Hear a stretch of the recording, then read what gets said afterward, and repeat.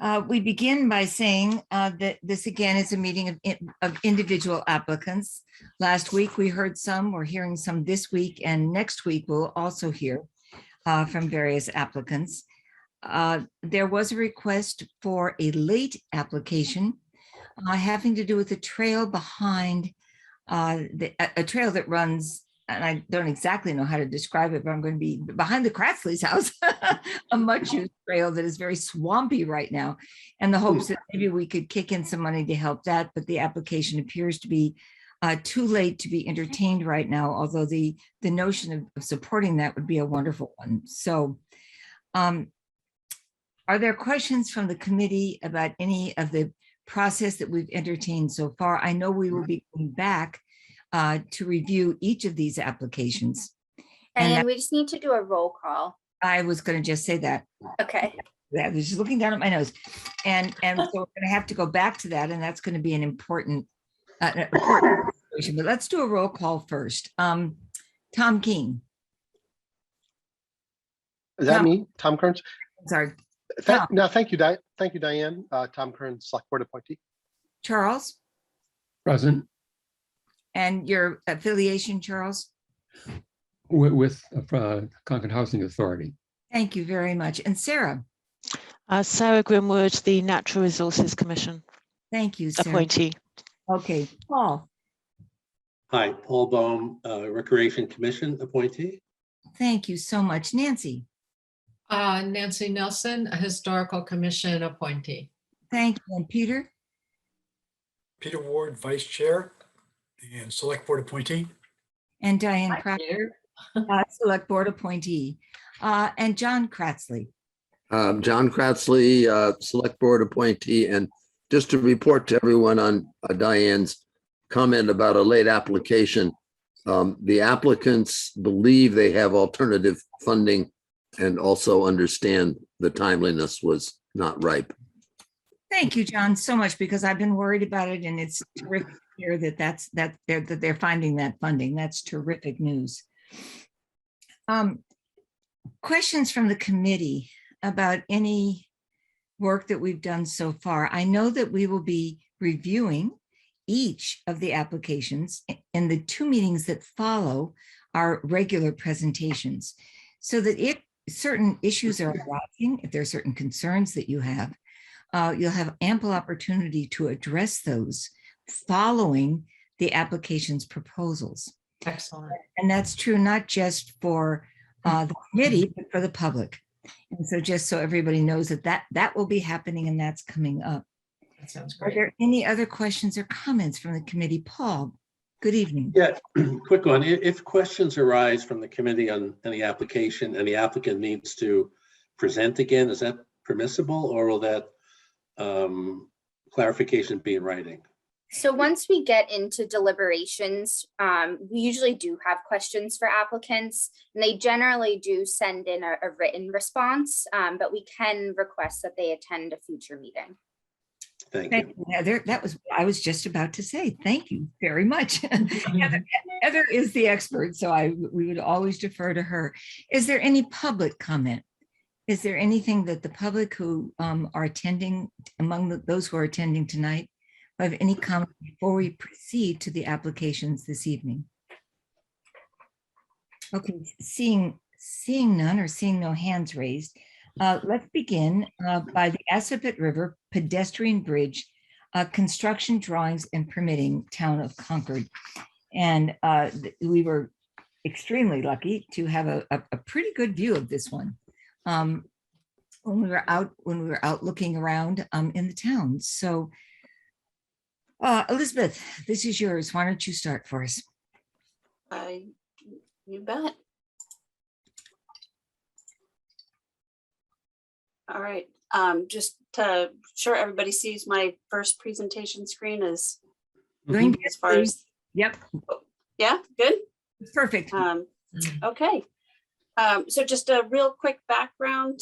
The idea for the Assabet River Bridge came about in about 2007 was the first time. And then, you know, the idea was also reflected in the 2000 and, you know what I need to do is, nope. All right, well, I'm gonna wing it. I can't see my notes. But it was identified as a goal in the West Concord Master Plan, the West Concord Village Study, the 2005 Comprehensive Long Range Plan. It wasn't until 2017 that we started actually using town funds to move this project forward. A feasibility was done in 2017. In 2018, the town received $35,000 in CPA funds. That money was used two things: an initial survey of approximately 1,000 linear feet of riverfront on both sides of the river. And then we also worked with a architect, Ladalman Architect. They started developing some conceptual designs. We held two very well-attended public workshops on some designs they pulled forward. We met with the River Stewardship Council, and ultimately there were four in the feasibility study. There were four locations that were assessed. Option one, closest to the commuter rail bridge, 2, 3, and 4. 4 is closest to the Neshoba Brook. And ultimately, through all the conversations and community meetings, the River Stewardship Council, option 1 was selected given its location nearest the commuter rail bridge and the view. This is almost a view. We think it was from the commuter rail bridge, but we're not going to say that somebody actually went out there to take the picture. And just the width of the floodplain, the floodway, and just to give you a quick idea of how this location was selected and moving forward from there. In 2020, we received $250,000 in CPA funds that was used to leverage a Mass Trails grant, which we received $135,000. And since then, we've been busy. We contracted with GPI. They are the engineering firm who's been doing all of the Bruce Freeman Rail Trail work in Concord.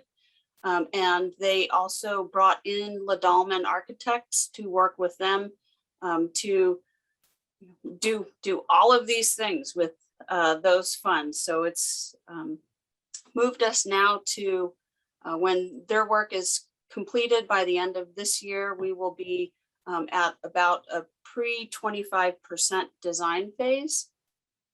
And these are the conceptual, well, and they're not conceptual, these are the preliminary site specifics on the horizontal and vertical alignment for the bridge and where it has to go based on the floodway, floodplain, and topography.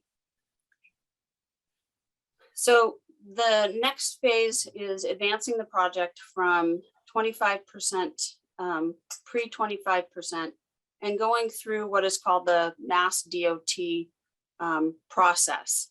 And GPI has laid out what it will take to advance the project to 25%, all the way to 100% construction drawings, which includes the plans, specs, and cost estimates, meeting the Mass DOT requirements. What is critical about that is this bridge, we're currently seeking $300,000 in CPA funds. We will use that again to leverage for a Mass Trails grant in $300,000. And then looking to local businesses, 310 Baker Ave is very excited about this project to make up that remaining amount.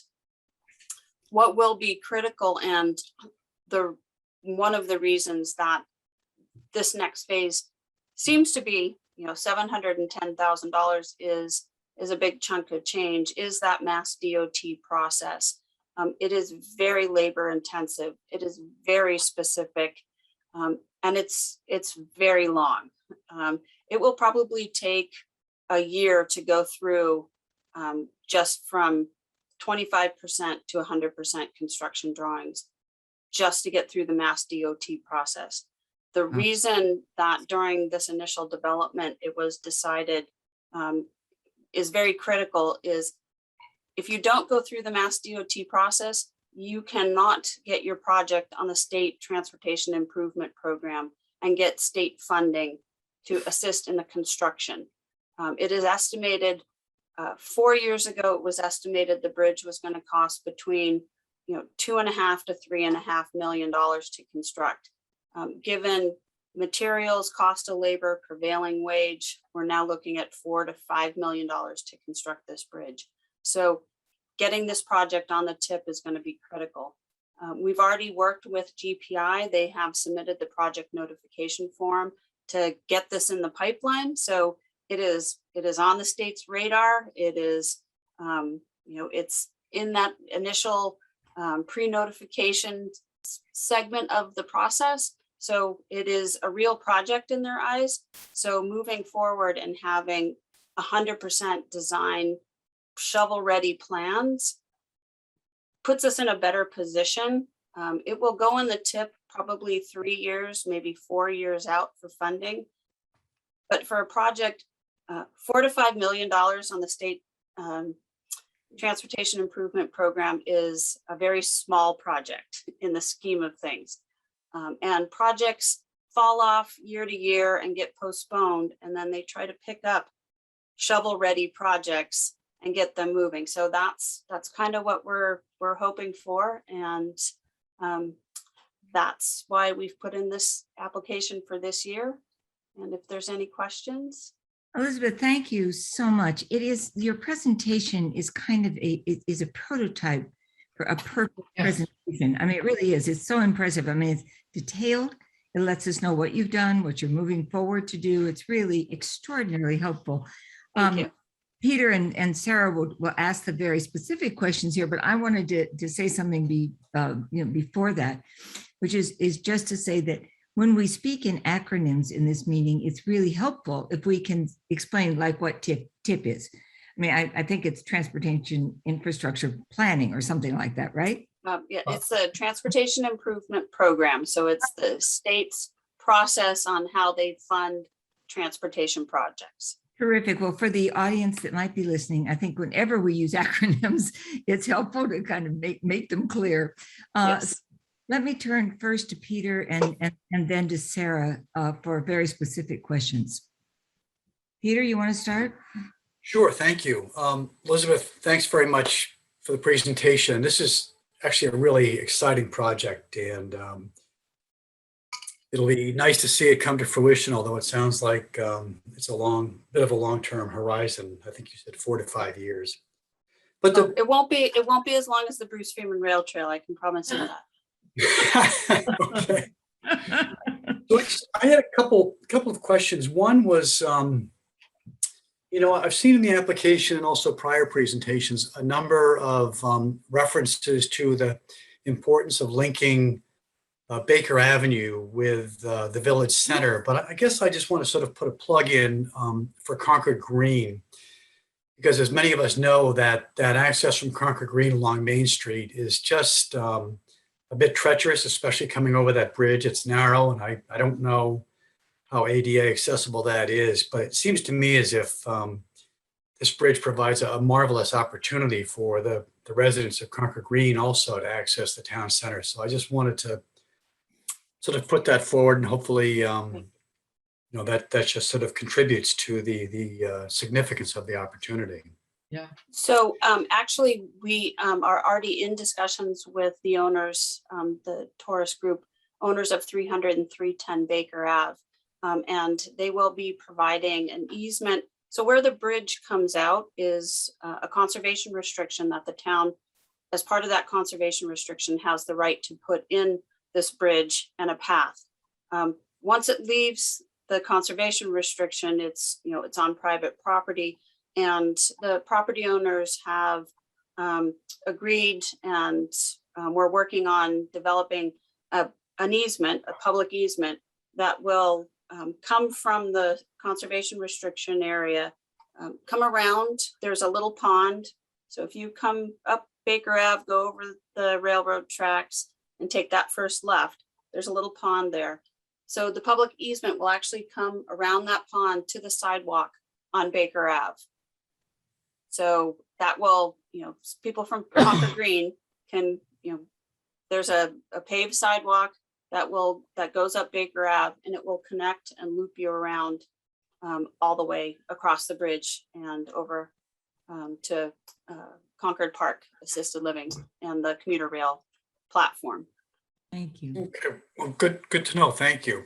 Yes. The other question I had is, what is your feeling about the likelihood of the Mass Trials grant? It seems to me as if that's a bit of a critical success factor here. Mass Trails. Yeah. Yes, Mass Trails grant. So the Mass Trails grant program only requires a 20% match.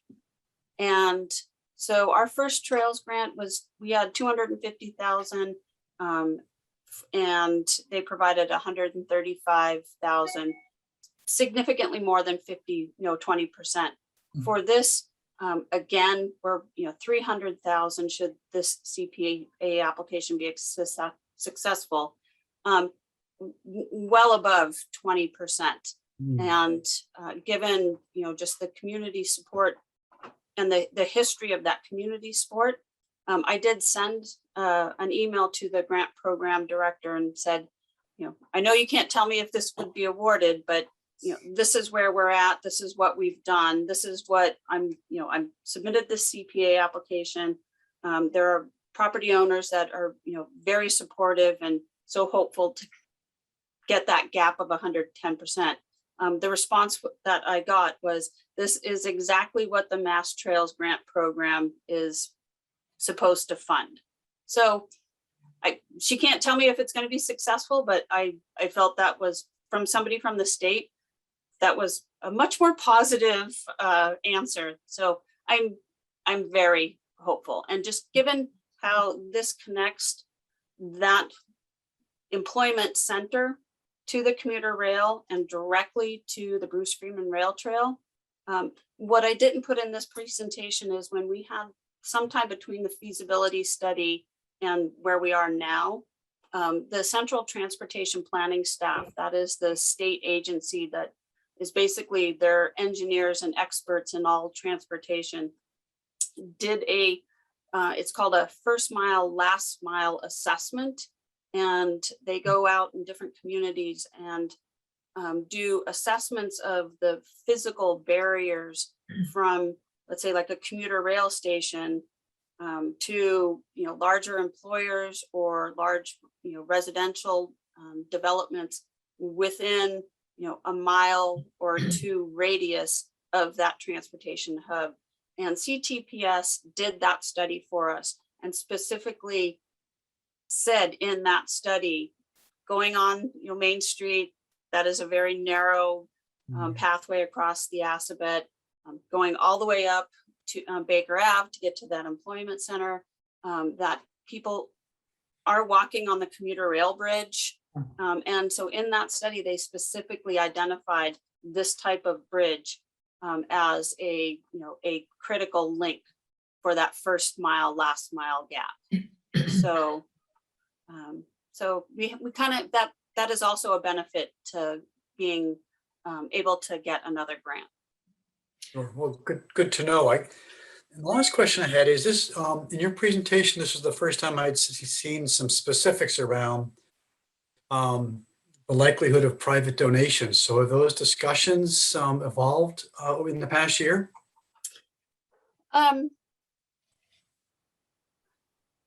No, so they've been put out in the realm of discussion. There has definitely not been, hey, can you give us $110,000? It definitely has not advanced to that. But it has definitely been put out into the realm of discussion, especially with 310 Baker Ave, because they,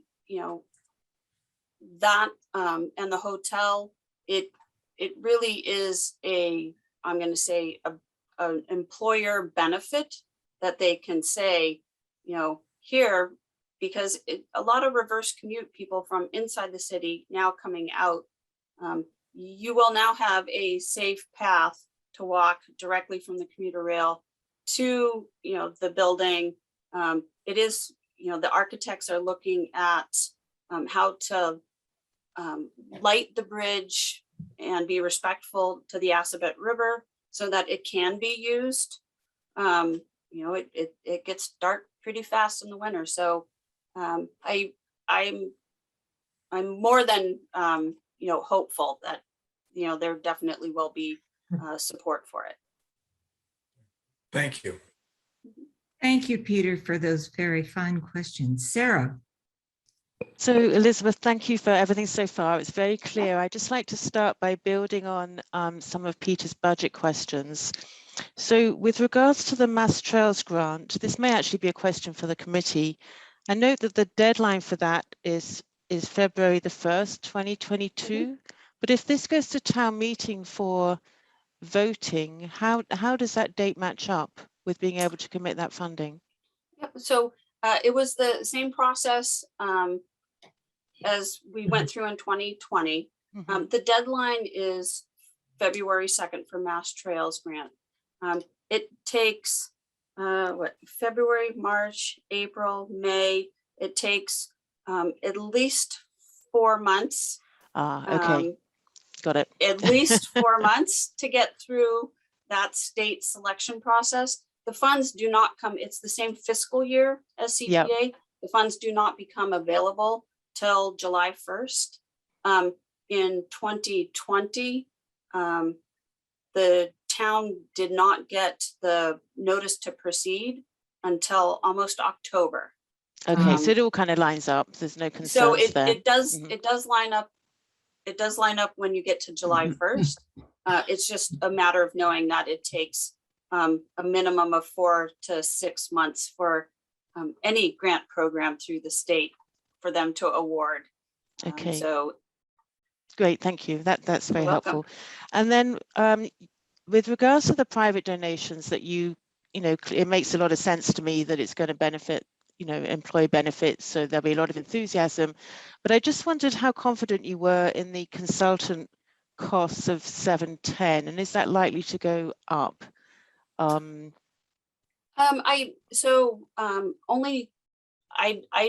do not think it's likely to go up, specifically because GPI has so much experience now with developing the Bruce Freeman Rail Trail. Explain what GPI is, Elizabeth, just again.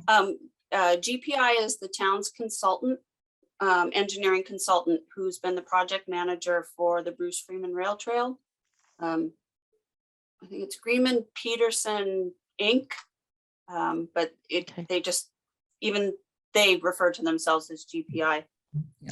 They have so much expertise now, specifically going through the Mass DOT process and what is expected at each one of those stages.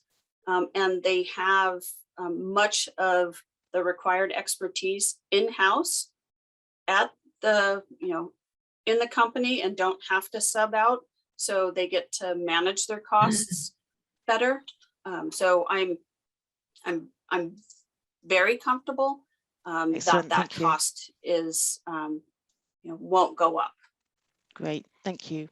And then lastly, you talked about how the goal of this grant would to get shovel ready, as you called it, and then it sounds like you estimated 4 to 5 years before you would actually be able to move forward because of the TIP application taking so long.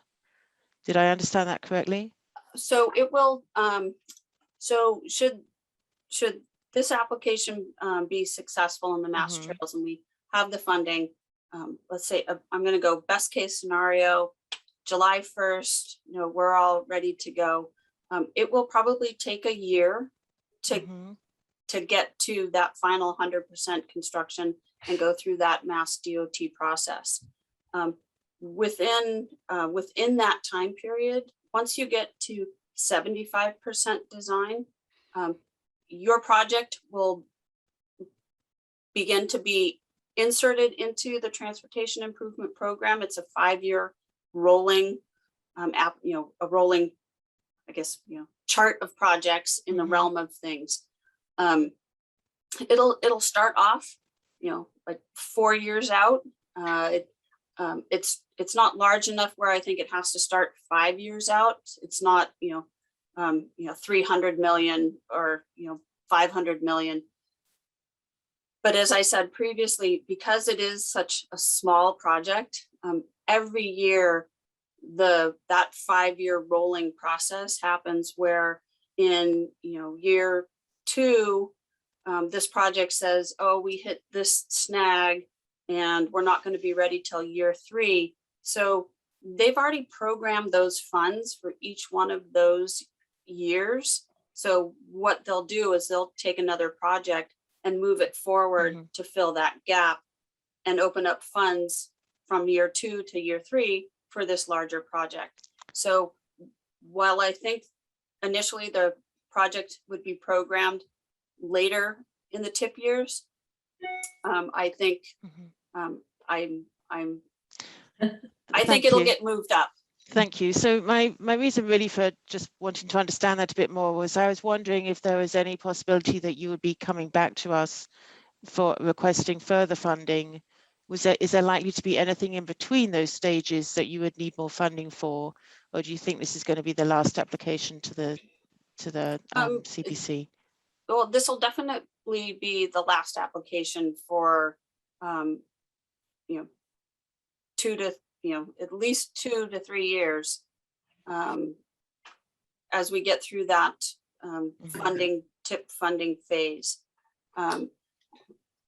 The director of DPLM, Marcia Rasmussen, who is the director of Department of Planning and Land Management, has put in a capital fund request because the town will have to have some funds to go with the construction phase of things. Yeah. And I think that request was 500,000. Until we get 3 years, 3 years down the line, I'm not sure, where it will land with the tip funding. So could there be another application, 3 years from now? Possibly for construction fundings, but it would be only to make up that match difference for the state funds. Okay. Thank you. That's very helpful. welcome. That was all my questions. Thank you, Sarah, and thank you, Peter. From the committee, do we have other questions that are on people's minds? Paul and then Tom. My hand disappears virtually. Thank you for the excellent presentation, and really thank you for your patience. The planning department is really known for your patience, taking the long outlook on this and other projects. So congratulations and thank you for that. The only question I have now that the funding pieces are put aside, you talked about the terminus on one end of the bridge into the sidewalk and potentially connections. What about the other end where kind of it ends in, I don't know if it's within Concord Park or adjacent to Concord Park. Is there anything specific planned there, or is it just the end of the bridge? Yes. And let me see if I can bring this up again. The whole process that the engineering firm and the architectural firm is going through is not just the bridge piece, but actually the approaches to it. And so it's not shown on that map, but maybe on this one.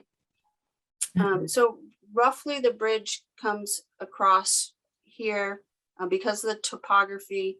The approach comes out and it'll end up somewhat towards, this is one of the public paths through the conservation restriction behind, this is Concord Park. So while it won't be a straight line like this yellow dotted line, this is roughly where it will end, towards the end of the commuter rail platform, where this public trail across the conservation land and up over. This is the Bruce Freeman Rail Trail right here. And there is a path right here now that connects them as part of the Concord Park expansion. So, it is somewhere down here towards the end of the commuter rail bridge. I mean, the commuter rail platform. Yeah, no, thank you. That's really good connection. I didn't realize that it does connect to other pieces. Thank you. Thank you, Paul. That's all I had. Tom? Thank you, Elizabeth. Great project. I just wanted to follow up on Sarah's comment about the fees and the funding and just make sure I understood that. Because when I looked at the application, which I think is very well developed, it did not appear that the construction fees funding was in place. And so I think maybe you just clarified that. So they from the town budget, there'll be an additional 500,000 requested and applied for to cover the design team through construction.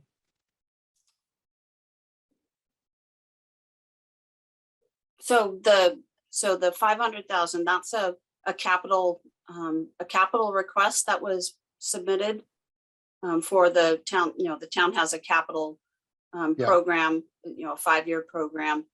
And so those funds were submitted in there to,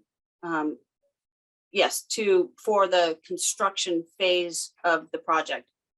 What it will go to, I don't know, but for the state. Oh, go ahead. Excuse me. Well, what I was looking at in the background and let's see, the narrative, it does talk about plan specification estimates, permitting, that gets us through, looks like through, all needed for construction. But in the itemization of the fees, it doesn't appear that there's a fee for the construction itself. It's for no, there is really no for the fee for submissions. construction. So it sounds like there may, through the town budget, there may be a sum that could accommodate the fees in the construction phase. Yes. Okay, just I was, Sarah asking, would you Yes. be coming back for additional fees? It sounds like you've accounted for that. So in the amount from other funding sources, do you think that would show up? Or that'll be a separate phase? Maybe that doesn't need to be accounted for here. It's not accounted for here, just given that right now we're just trying to complete Get through submissions. the 100% construction drawing submission through Mass DOT so that it can be 100% programmed in the tip. And okay. so once that happens, and then we have a better idea on what the time schedule we're looking at, whether, it's 2 years out to, start construction and get funding, or 3 years or 4 years, we'll know at that point. Great. The estimate from, 4 to 5 million to construct the project is the whole project. It would be, the engineers, oversight, it would be materials, it would be labor. I see. So that's the whole project. Got it. Thank you. That helps. Thank you. Appreciate it. I just want to recognize that Burton Flint is with us. And so Burton, if you could identify yourself and kind of join the conversation formally. Thank you. And sorry to be a little bit late, and I'm dialing in on a phone. I got held up at work and I'm currently driving home, and I'll be joining via screen in a little bit. But thank you.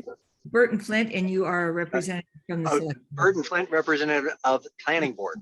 Yes, thank you. That's what I meant. Yeah. Thank you, Burton. John Kratzley, and then Charles. Elizabeth, the Mass Trails and Mass DOT are obviously separate, and the TIP program is within Mass DOT. Have I got that right? So the State Transportation Improvement Program is actually, it's a collaboration of many state departments dealing with transportation, and it goes through the Metropolitan Planning Organization, the MPO. The MPO includes Mass DOT, MBTA, the Metropolitan Area Planning Council, which is our regional planning council. They are the planning council for the 101 cities and towns around, including Boston. And there's, I think there's 3 town representatives and 3 city representatives from MAPC that sit on the Metropolitan Planning Organization, and all of those groups come together, and the MPO is what develops the state transportation improvement program. And is it state money? It's state and federal funds go in to fund the projects that are on the tip. And then would we have separate responsibilities with Mass DOT independent of the TIP program application? No. They're all intertwined. So that's primarily the specific reason that we are currently working with GPI to develop these plans through the Mass DOT process, is because, so right now, Mass DOT is, it was through Mass DOT that the contractor for the current phase of the Bruce Freeman Rail Trail went through the TIP funding. GPI from the town's consultant side is working with that contractor and Mass DOT. So they're all very well intertwined. Yeah, so I guess Mass DOT kind of and our GPI sort of lead us into TIP. Yes. Yeah, okay. Now, the trails grants, would they be available in the future? Or is this a one-shot final deal to create no, the map? they would be available in the future. As far as I know, there's no limit on how many times you can apply. And I'm not aware if there's any limitations on, the Mass Trails Committee, deciding something is a worthwhile project. So I'll keep applying to every grant I can think of. And just the last question, the capital budget would contribute to the 3 to 4 million to build. And I suppose there's always the possibility the town would come back to the CPC as well during the collection of that 3 to 4 million total. Sadly 4 to 5, but yes. Okay. Yeah. 2-3 years from now, yes, that could be a possibility. Thank you. Thank you so much for those, again, such good questions. Charles. Yes, Elizabeth, how is this design going to accommodate safe passage by both bicycles and pedestrians side by side in an elevated bridgeway? So the architectural firm Ladalman specifically has expertise in this very type of bridge. They've worked for that type of bridge. I think they did the bridge for Northeastern. They've done similar bridges out in Milwaukee. And specifically as far as the architecture, there will be, as part of that design, those separated areas that are specifically, in the design to have that separation. That's part of their design and their expertise. Okay, thank you. Okay, terrific. Are there questions from, seeing no further questions from the committee? Nancy Nelson. I just have a simple question. Elizabeth, I know this process a little bit, and I might call you about Mass Highways process. I wish they followed it as closely as you are for their projects. But I'm curious to know if there's any federal funding that's going to be applied to this project. I'm not sure. I mean, the state transportation improvement program is not just all state funds. It is Right. federal funds, Right. which for just everybody's, I don't know if you know, but the minute that a project uses state or federal funds, it then elevates that project as from a cost perspective, because you're required to pay prevailing wage, which is significantly higher than if just a contractor came in and you paid them with just town funds. So that is also one of the reasons that, this cost, just for people, it's like, well, I could find, somebody who can construct this for significantly less. You might, but so whether there's separate federal funds through federal grant programs, that I haven't investigated yet. Okay, the reason I asked was because the Assabet's part of the Wild and Scenic River program, federal program. Okay. So, we specifically took the conceptual ideas and the locations when we met with the River Stewardship Council, and they were supportive of this project, specifically because of the location being right next to the MBTA commuter bridge.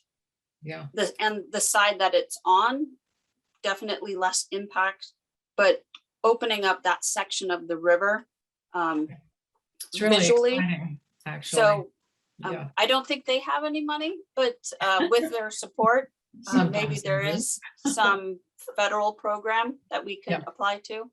Okay, great project. Thank you so much. Are there any questions from the public? Raise your hand or indicate by waving at us. Okay. Thank you, Elizabeth, so much. This is a terrific project and beautifully presented. Thank you so very much. My pleasure. Have a good night, everyone. Thank you.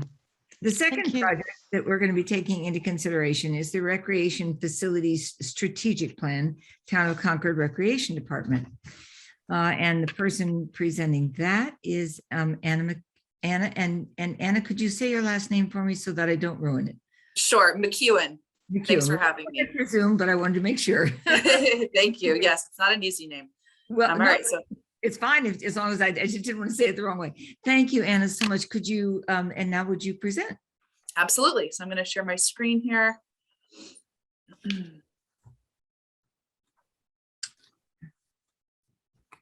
Everybody see that okay? Yes, it's beautiful. Thank you. Great. Well, thank you for having me tonight. I know our application was not one where you were able to come do a site visit, so I hope to provide you with a visual presentation here to advocate for our application. So to kick it off, I'm here, from a bird's eye view to request $75,000 to hire a qualified consulting firm to update our 2014 Recreation Facilities Strategic Plan. This map is a map that I coordinated with the GIS system. And one thing that I think is important to point out is, in order to ensure that the Concord community continues to have access to safe and plentiful recreation amenities, it's imperative that we continually inventory, evaluate, and prioritize our current and future facility demands.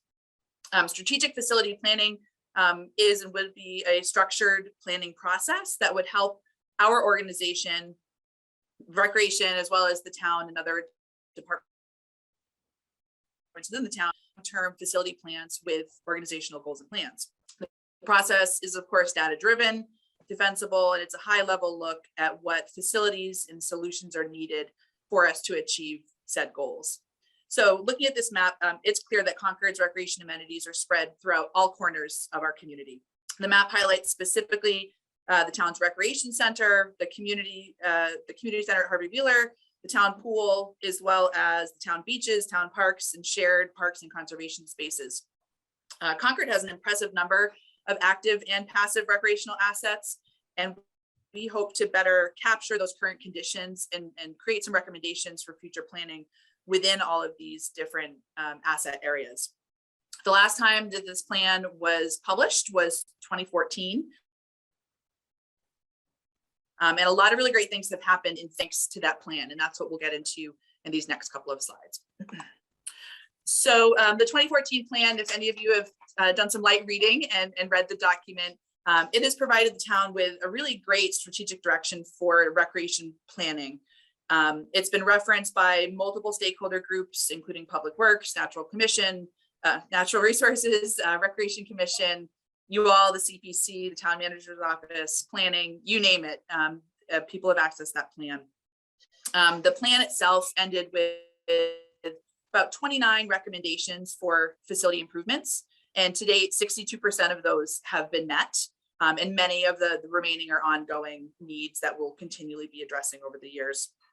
And the following slides will give you some visual pictures of some of these things that I'm referring to. So as some of you may know or remember, Rideout Park underwent significant renovations in 2017. It's a beautiful, beautiful space now. If you haven't, that picture went sideways, sorry about that. It's a beautiful space if you haven't had the opportunity to get over there yet. But some of the recommendations that were in the plan that you see in these pictures included the installation of a public pavilion for our community. The data suggests we should have 5 of these sorts of pavilions throughout town, and this is our first one. We increased parking, which was another recommendation in the plan, from about 29 or 30 spots to just over 60 to provide more access and accessibility. You'll see there's an accessible walkway throughout the entire park now, and there's additional amenities that we've installed based on the plan. So there's benches, bike racks, outdoor fitness equipment, and some other nice features that are additions for folks that are visiting the park, water fountains, things of that sort. Another one of the recommendations was to start offering and providing more programming for our senior population. And at Rideout Park, we took the opportunity to line the tennis courts for a sport called pickleball, which is predominantly popular with our 65+ resident group and continues to be extremely, extremely popular. And that's that crooked picture right there, some of our athletes. So Rideout is a great example of improvements that were made thanks to the plan. Burton Park, if you've driven around Stowe Street, Everett Street area in the last couple of months or at all this summer, you've noticed that it too is undergoing significant renovations. The big things that you'll see in this picture again include an accessible path throughout the entire park, which is brand new, that will allow for athletes and spectators to participate in different areas within the park. We've installed an accessible surface at the playground to assure that children and residents of all abilities are able to access that space. And then the bottom picture, it's kind of hard to see. One of the recommendations from the 2014 plan was to increase the quantity of softball fields in town. And this field was reskinned to now be our 3rd softball field, which meets the recommendation for towns of our size. Other pieces that aren't pictured yet because they're still getting installed include, again, focusing on those amenities within our parks. So installation of a bike rack. We're going to have 3 water bottle filling stations throughout the park. And they've updated and will be improving some of the accessible parking surrounding the park. And a lot of this planning has been done in collaboration with multiple departments, but primarily Public Works. Other pieces that the 2014 plan recommended was a thorough review of the BD Swim Fitness Center, not only its spaces, but its rates. And these pictures show the recommendation was to increase the spaces to include 2 multi-use fitness rooms. So we have an outdoor patio space that we use for a variety of programs and training. And we also created a large multi-use space downstairs by the pools, which is beautiful as well. And these things are all based on those recommendations. We also reviewed the membership pricing in 2017, I want to say, to create more affordable and varied options for our residents to be able to come and access the center. And lastly, one of the other big pieces in the plan was to continue to focus on the relationship with the youth sports groups and the high school to streamline facility reservations. To that end, the Recreation Department in 2020 contracted with a new registration software called MyRec. And the software has a really robust reservation system built within it. So now the public is able to go online and see at any day and time what fields are getting used by what groups for what reason. The system also lets us better calculate usage hours so we can better care for the turf health. and know, when we're closing in on that exhaustion timeline for some of the fields at the end of a season like we are right now. So it's a really robust software that's helped us to streamline and our user groups to be able to know the town's facilities and what's available. So in looking at the application that was submitted and the goals of our project, there are a few things that we specifically would plan to address as goals. So firstly, we recognize that there are multiple documents throughout town, multiple plans that are extremely valuable, but there's not one place where they all come together. And there's not one place where they're all referenced or referred to. And that would be one of our goals, is to make sure that we aren't duplicating efforts, that we are looking at those documents and the goals and initiatives that are proposed within and acknowledging those inclusively here in this one document. We also want to make sure that we're continuing to encourage collaboration with other departments in the beginning planning stages of site improvements, to make sure that the recommendations that we gather from the community are being recognized, identified, and prioritized. And that certainly is an involved process that happens more offline, but we feel like there's an opportunity to formalize those initiatives here. Third goal would be to continue to provide Concord and its stakeholder groups with a document that can help guide decisions. Even within the CPC application, it refers to the 2014 plan in providing good background information on the facilities that are available within the town and the needs that the community has spoke to. And we want to make sure that we continue to acknowledge that, prioritize that, and make it very public for everybody to see. And lastly, we want to provide the town with a roadmap. This document would be a guide for the short, mid, and long range recreation planning initiatives. And different from the 2014 plan, we want to have monetary values associated with the recommended improvements.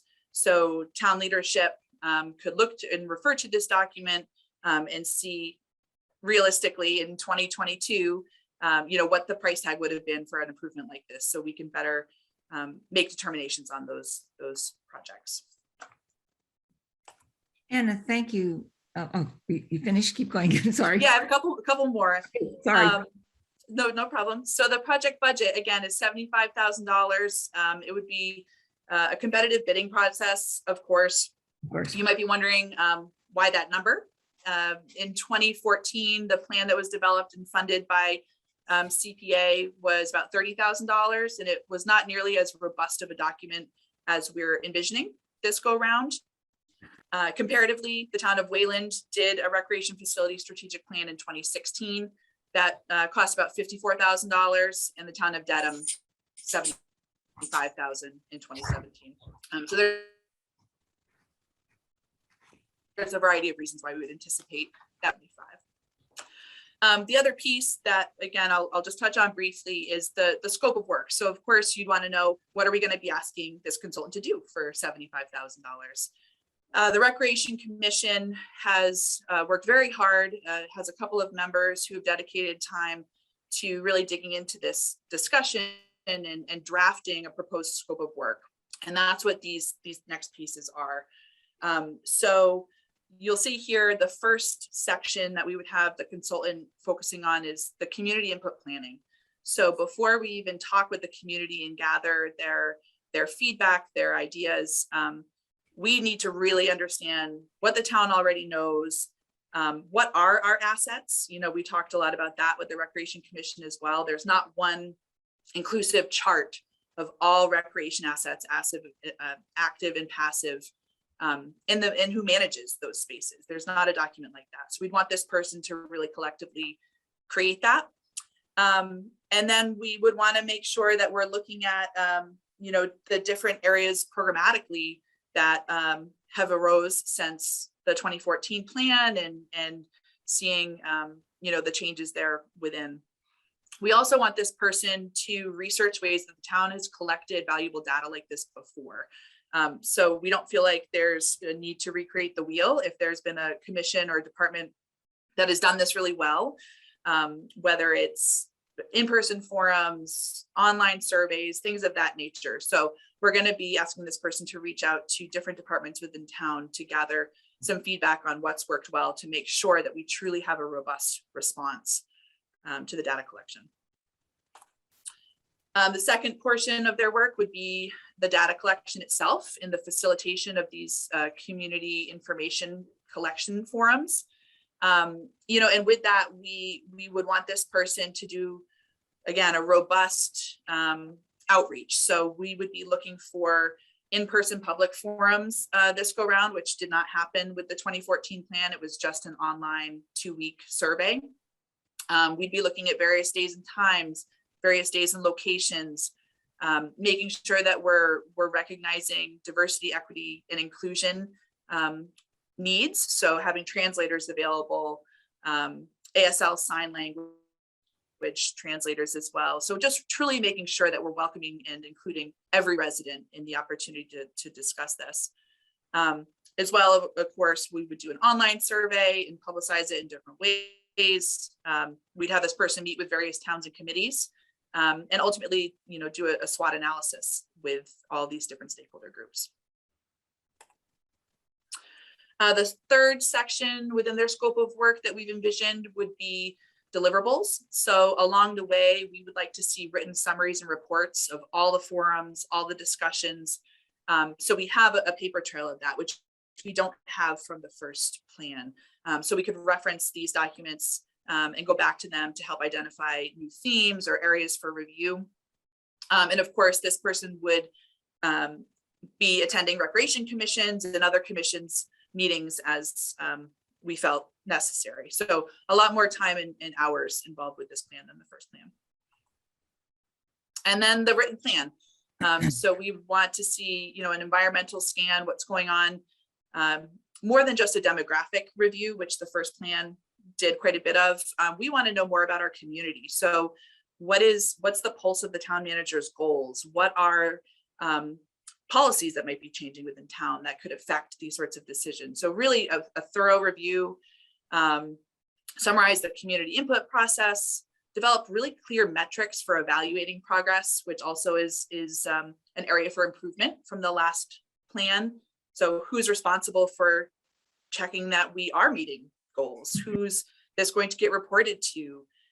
Things of that nature. And then most importantly, the capital plan and project timelines.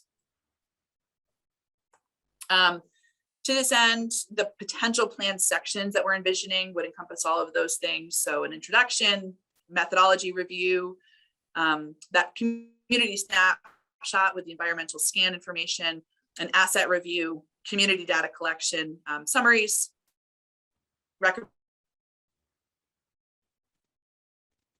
recommendations and action plans. And then timeline wise, these plans can take a year at least.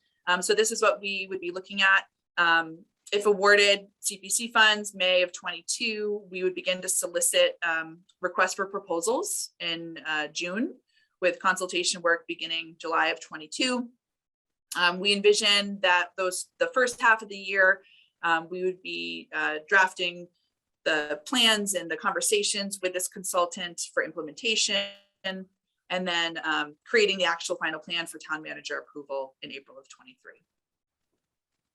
Thank you so much for a very comprehensive presentation. I wonder if I could encourage you, Anna, to get those slides into some sort of published form that we can add to our application, because in the present application, that kind of detail is not presently available. Sure. Yep. I sent it to Heather, so she has a copy of this in PDF. Oh, good, because it would be really helpful for that to be included when you do your presentation, and when we do presentations on your behalf, depending on the funding and how that works out. So, Peter, Paul is the one Peter, Paul, and Mary. Paul is going to be the one to handle these questions for you first. Paul, you're muted. I said I don't think Mary's here today, but no, she yeah. Alas. Anna, thank you for a very comprehensive presentation. You leave very little room for questions, but I have a few. I'll squeeze a couple in. But first of all, I want to publicly commend you and the department for among all the amazing departments in town, the amazing jobs that you have done. I say that not only as a Recreation Commission member, but as a user of the facilities, and my grandchildren are users of the facilities through COVID times and non-COVID times. I think the programs have been in amazing demand throughout, and it touches many generations. So now I have some questions. So you mentioned in terms of the inventory of the assets, that they cover a lot more assets than are managed by the department. And I think in the outline of the plan, I think you capture those. My question is on the recommendations. Do you envision that the recommendations will cover sort of the breadth of the recreational assets in town, and that those recommendations will be used by other departments, or will those recommendations be focused on the assets managed by the recreation department? So, you know, I think you rightly observe that recreation is far more than the recreation department, but I'm wondering how that plays out into the plan itself. Sure, that's a great question, Paul. Thank you. So like I mentioned in the beginning of the presentation, there are multiple extremely valuable documents that are already created through different departments. So we would hope to review the recommendations within those plans and see how they could be integrated into work and support that the recreation department specifically could provide. So there very well could be some recommendations towards you know, the passive recreation sites or natural resources spaces based on the feedback that could be gathered in the public forums. So potentially better signage, you know, to dictate who's managing that property, or what sorts of pieces of equipment you could use on those sorts of properties if our community doesn't think those things are available or there well. So we certainly wouldn't be looking to dictate what planning needs to do or natural resources needs to do, but more so using the opportunities and conversations from the forums to, again, make recommendations that these groups could then go refer to if they weren't already noted in their own strategic plans. Okay, thank you. Somewhat related to that, and we've discussed this in the commission, is the, I guess, the public-private collaborations. There are a number of associations in town, youth baseball, youth soccer, et cetera. What role will they play in the planning, and to what extent will the plan be integrated with those private aspirations? Sure. Yeah, so I see a lot of value in having conversations with those groups. They you know, support hundreds of kids seasonally coming to our fields, and therefore their parents and families. So we see a lot of value in getting feedback from those groups. We have really active youth sports organizations in town, CC, youth soccer, youth baseball, youth football, youth lacrosse, and they have a lot of great insight. And they also have a lot of great comparatives with other community assets and fields and amenities that might be valuable for Concord. So we certainly would see them as some of those stakeholder groups that we would have discussions with. You know, in terms of those groups making final decisions, not necessarily, but the input that we would receive from them could go to supplement some of the other community recommendations. Yeah, and they are users of the assets that you are scheduling as well. So exactly. Yeah, collaboration there. Okay, thank you. That's all the questions I had. Thanks, Paul. Are there other questions from the committee? I see that there are. Let's start with Peter and then go to Sarah. Peter, you're muted. I'm sorry. Guilty as charged. Anna, thank you very much for the presentation. One of the questions I had is, having been a member of the Rec Commission back in 2014, as I recall, one aspect of the final deliverable that was so helpful was a sort of summaries throughout of best practices on a national basis, and also what other communities were doing. And if so, would you anticipate having that type of insight incorporated as well by this consultant? Yes, yes, we see a lot of value, of course, in not only comparing where we're at locally, but you know, regionally and nationally, And that is where we did receive a lot of the available data for quantity of pavilions, for instance. We might not be able to pull local data, on that, but nationally through the National Recreation and Parks Association, we were able to gather data like that. So yes, we would be looking for some regional and national comparatives.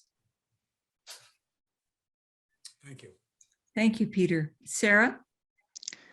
So Anna, I certainly see the value of this and why it's important, but my question is, why now?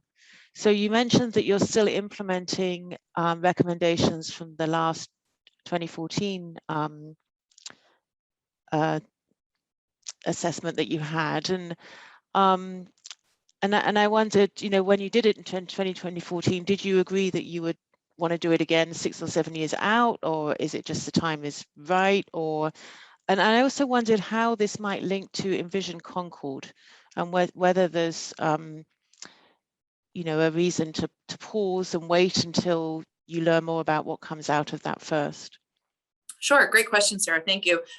So the 2014 plan, if you look at the recommendations, the long range recommendations are 2018 and beyond. Mm-hmm. So we are beyond at this point. Mm-hmm.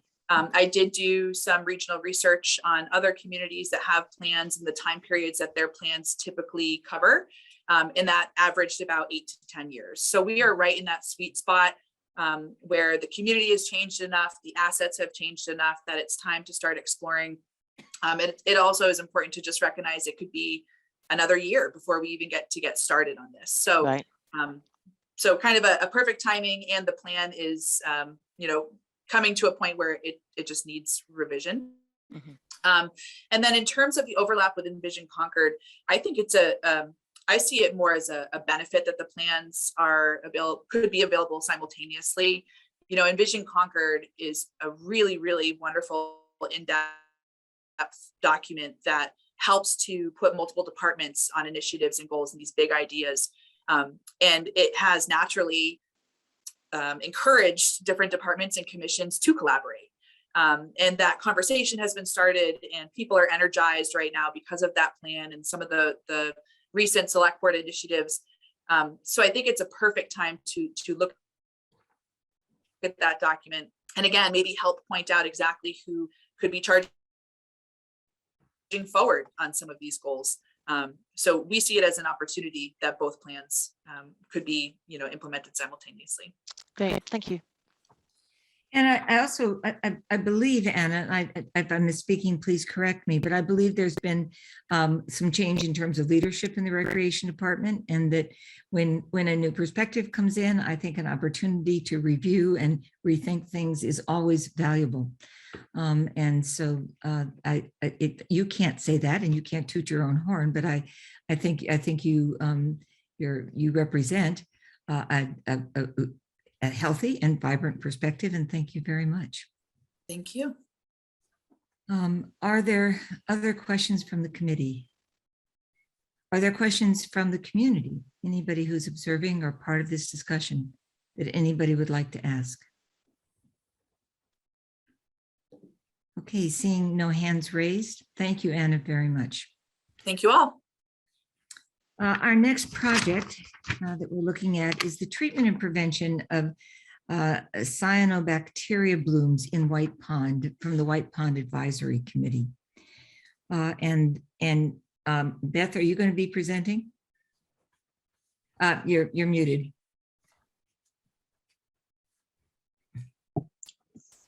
I don't even know if my video is showing. Yeah, there it is. Great. Beth, are you going to be the one presenting this? Yes, I am. That's what I presumed. Okay. Thank you. I also have John Higgins, who will also be able to answer some questions when they arise. So first of all, I'd just like to introduce myself. My name is Beth Kelly. I'm the co-chair of the White Pond Advisory Committee. And I'll apologize up front. This is the first time I've come to one of your meetings. So if I do anything wrong, just tell me to stop. There's no such thing. Just do your best. Okay. Thank you. So I'm going to share my presentation now. And Heather, I'd like to thank you for all the questions I asked from the beginning application process till now. So can you all see my screen? No, we don't yet. Do you know how to push, share your screen, Beth? Yeah, I did. And Beth, if I may comment, when you first started talking, you were much clearer and easier to hear than you are now. So I don't know if something switched on your audio. I don't see anything.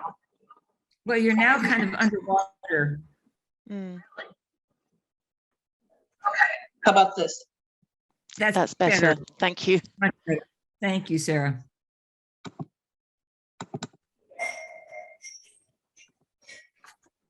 Can you see it now? Thank you, we can. Thank you. Great, thank you guys. Okay, Like, so it's not quite- we can't really see your first slide. There we go. Okay, terrific. okay, so we're going to be talking about the remediation and prevention of the cyanobacteria blooms that are currently in White Pond and have been there all summer. I'm sure you're all aware of this. I can give you more background if required, just raise your hand. So we have a way to remediate the toxic algae blooms that have closed White Pond for most of the summer. We have never treated White Pond. For those in the audience, it's never been treated. Typical treatments include alum or copper, and that has never been used here. This treatment, called the APOD, is something we have in the water right now. And I'm not going to read all the slides to you. You know, you all have a copy of this. Heather has it.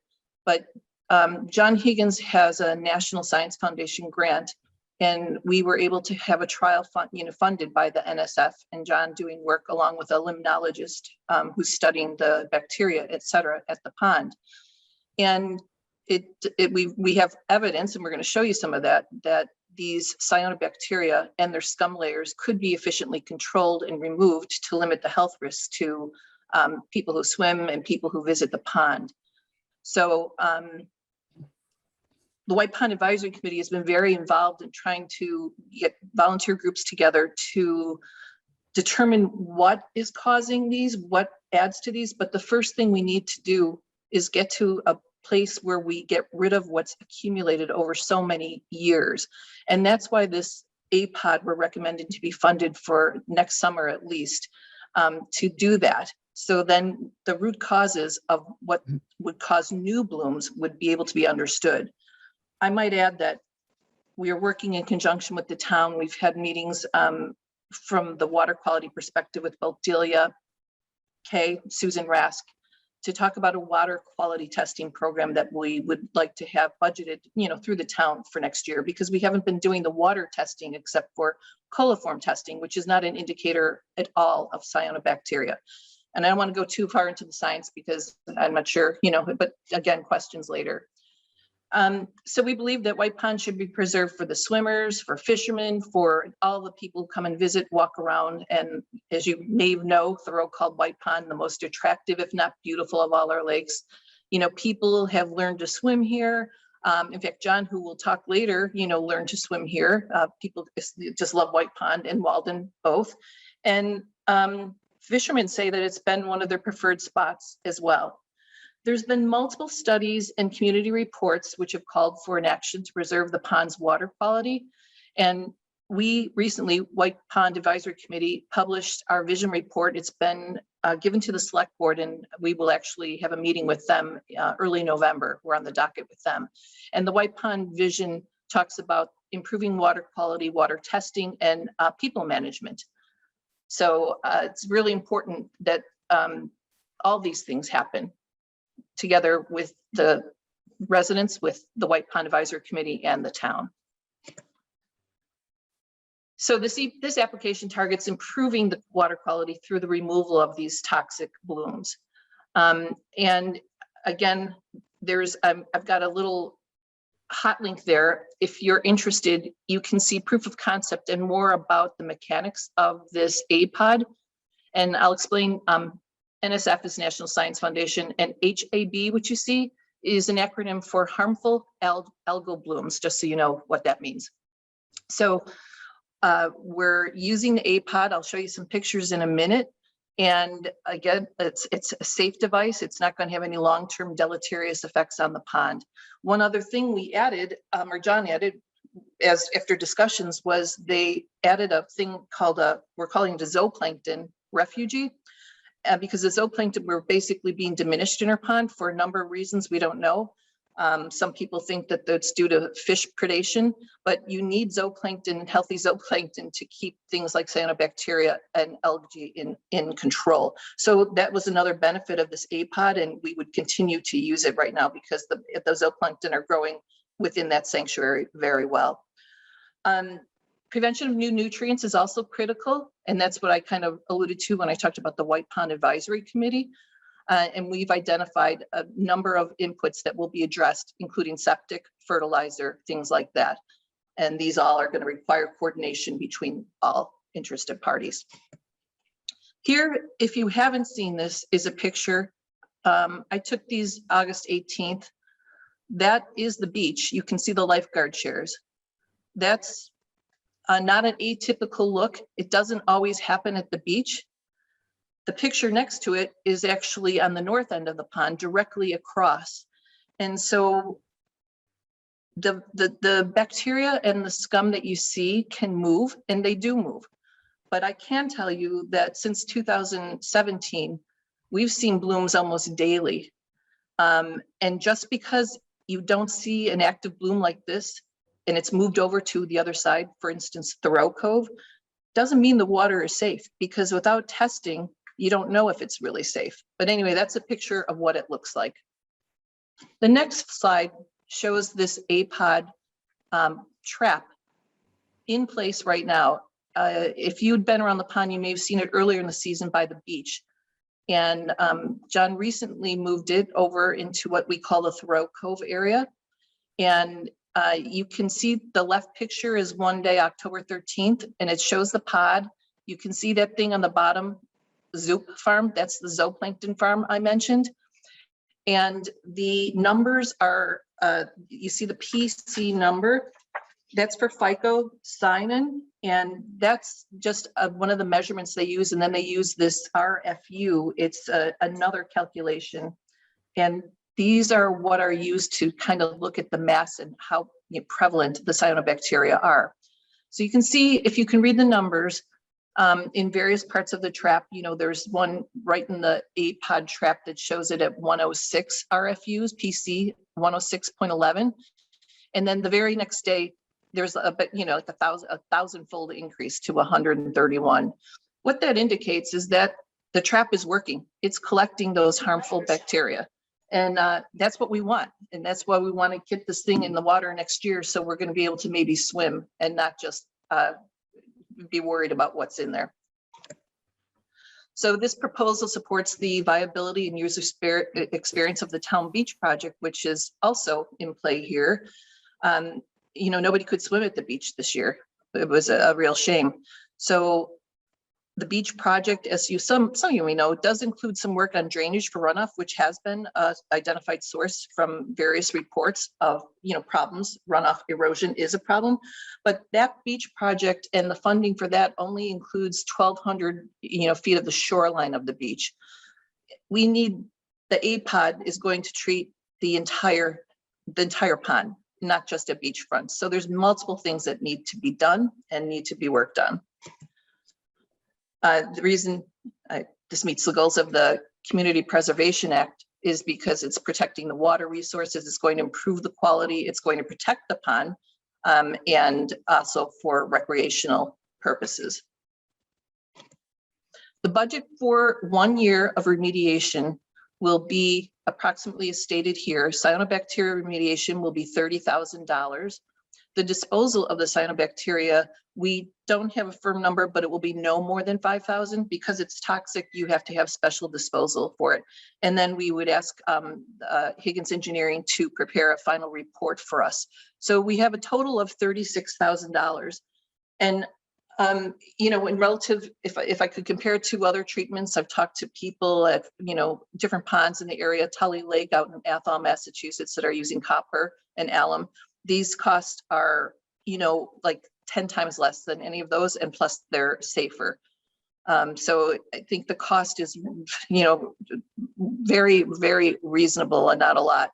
and in conjunction with the town asking for the budget for the water testing, which will be predictor of, you know, if things are getting better or getting worse, it will be a program that work, you know, simultaneously together.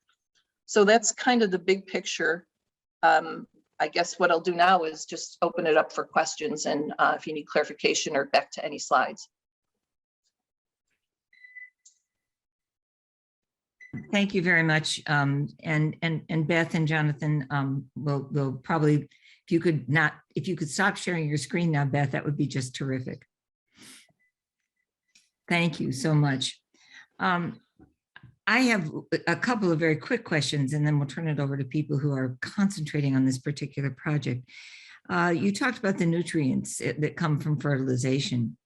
That has been an ongoing problem around the pond. What gives you confidence that you're going to be able to reduce that? Is your question to reduce the nutrients? To reduce the nutrient, the fertilization runoff, and therefore the nutrients that pour into the pond? Well, that's one of the longer term goals, because we need to get to our root cause of what are the most significant contributing factors. But the APOD itself, what it does is it removes the nutrients that are produced by the cyanobacteria. Okay. So that's the whole purpose of that. And it will remove what's been sitting there for years and years. And then we'll get to a baseline where we can start working on contributing factors. I put the beach slide in there just to talk about, there is some work being done as far as the drainage there, and I think it's been funded by the CPC. And then about 3 years ago, there was funding allowed for some erosion control along the sides of the pond. We don't know what the impact of those really was, because it certainly didn't impact the cyanobacteria yet. And that's why we want to get it out of here, to see if those things in the future will have lasting effects, along with other things we might do to remediate or mitigate the inputs, the things that are causing the problems. So for prevention as opposed to reacting. Thank you so much. Paul, would you like to begin some questioning for us? Yes, Paul. He's going to unmute. I can begin if I have the lead on this. I thought Bert might want to, but it's up to you. Also, but he's popped in and out on my screen. There he is. He's back again. Okay. Hi, Burton. Are you out of the car yet, Burton? I just am. Yeah. So Paul, if you want to take the first questions, that'd be great. Okay. Well, I have a series of questions. So, so let me just say thank you for the application. I think this is a really interesting and potentially valuable asset to the pond.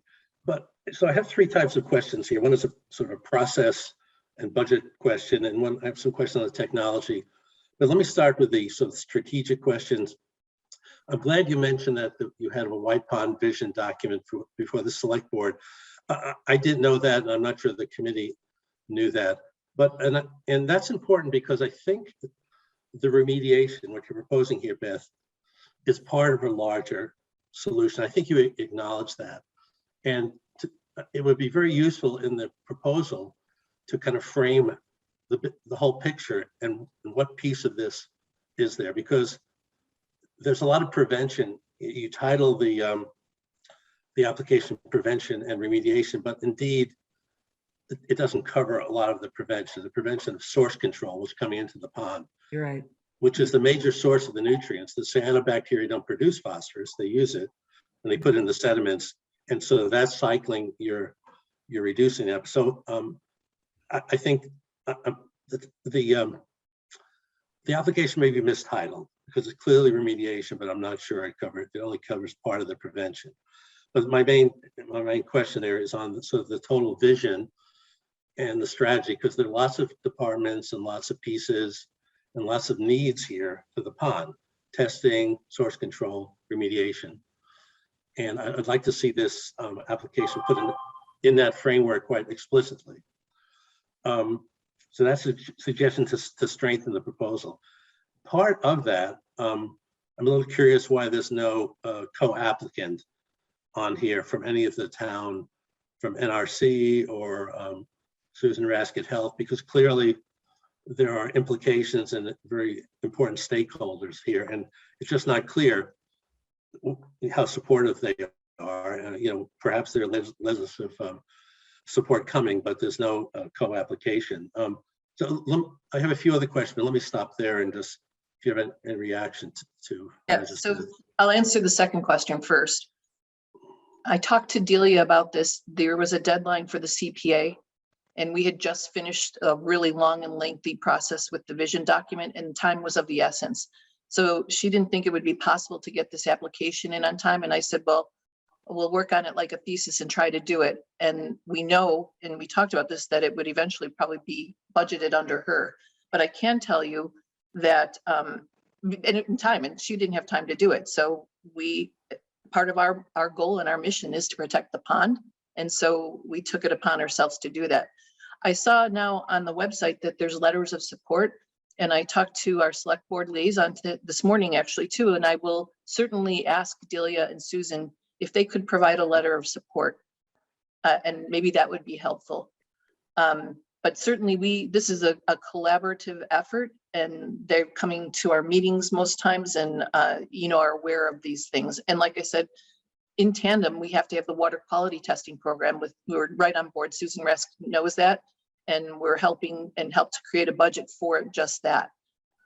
And I think you had one more, the remediation and prevention. I think it's a good question you asked about prevention, because I said the same thing to John.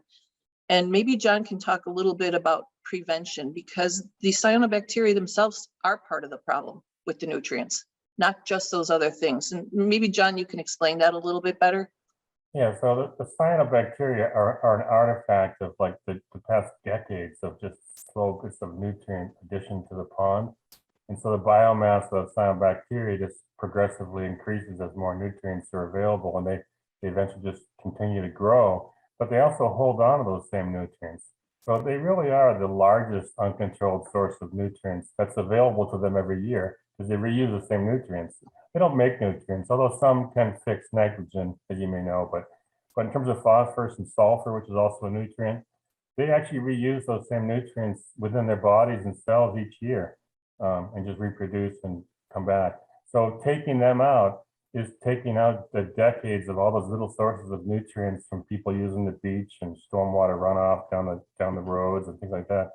That's the best way to get rid of it quickly and to bring it back to a restored level water quality wise. Well, I think maybe I don't want to obsess over the title, but maybe remediation aspects of prevention, because I think reducing the input is a big topic for the town, which is stormwater, septic, erosion. There's a lot of, you got to keep the nutrients out. You're right, removing the biomass of phosphorus is important, but it's only part of the prevention story. And I think you know that. So I think some clarity in the proposal there, just for that. And then, I would suggest on the White Pond vision that you put this in the context of the larger activity and larger conversations you've had. I do know this was submitted on a short time fuse, but I think the proposal we benefit from that. Can I move on to another question here? It's sort of on the process question. Go ahead. Oh, I'm sorry, Beth. Was somebody? Sorry, Nancy, do you have something directly related to that particular? I just wanted to clarify something that Paul said. It seems like he's asking for a revised proposal or application. Is that what you're doing, or are you just asking for clarification here? Because there's a big difference, I think, in terms of how other people's applications are viewed. Are we letting people revise and reconfigure their applications? Well, I don't know. I think that's a question for the committee. If based on these comments, you think revisions need, I don't know. I'm just asking questions that. Yeah, that's an important question, I think, because I can see that it might apply to others. Right. And I think some of the questions that I'm asking might require a revision, but So, I don't want to make that decision. Okay. Could I get some clarification though, too, like Nancy asked? Have you read the actual or seen the actual application? Because this questions right now are more related to the PowerPoint. And like I said, I'm new. I just put something together for tonight. I wonder if the application itself would have more of this discussion that you're talking about. Well, we've all read the application, Beth, and thank you very much for that. I mean, we've all been privy to it, and we've all had a chance to read it very carefully. Good. So that we have done. Thank you. Yeah, Paul, continue. I'm sorry, my comments are things that I did not see in the application. So if I can, let me continue with the questions, Nancy, and maybe it'll be clearer. I think there's a process and budget issues here as well. On the process, it's not clear that given the amount of dollars that a procurement process in the town would require competitive bidding. And in that sense, I think you need to consider whether there, I know John's on the phone here, but whether there are other sources or other treatments, or maybe you should address that in the proposal. Why this, I think you're arguing for sole source procurement that I have no idea in the town what the rules are, but I think anything over $10,000 of town money is going to require that consideration. Yeah, thank you. It's a good point. Thanks. And also, I don't, in the proposal, I don't see, I see the test, I see the use of the APOD, but I don't see sort of administrative support in town or the data analysis. I mean, who is there administrative support beyond the funding of John Higgins and his work? So that's a question that I didn't see the answer. And so those are some suggestions. The last thing I have is just on the technology. And so I don't know what qualifies as a proof of concept, John, and I don't know what the state requires to have an acceptable technology. Clearly, this has tremendous promise, and you presented some data and you presented some application at a different location. But I'm not sure that the information that's been generated at White Pond is part of the mix here. So I'm uncertain whether this is a proven technology or something still in a late pilot stage or something in between. But I think there's been some discussion amongst various people on just what the status of this and whether it's an approved technology. It's certainly a promising technology, but whether it's approved. And I think for the town to fund that, I think that is the question needs to be clarified. Beth, you want me to answer that? Or? Yeah, John, Is it a question now, or do you want me to add it to, you know, a Okay. response to these questions after the meeting? I'm not sure how it works. well, the way it works is that if you know the answer to these questions, it would be prudent to answer them right now. Yeah, so then, Right. okay, go ahead. There are no proven technologies, Paul.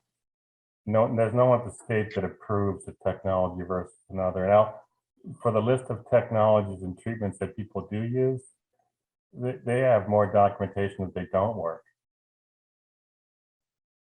So, Well, you know, I think so. I look at it more as a scientist in terms of the data we collect, and it's so as we harvest the algae as cyanobacteria, we can weigh it and we can send it to a lab for confirmation of its nutrient content, and it's pretty easy to document how much we removed.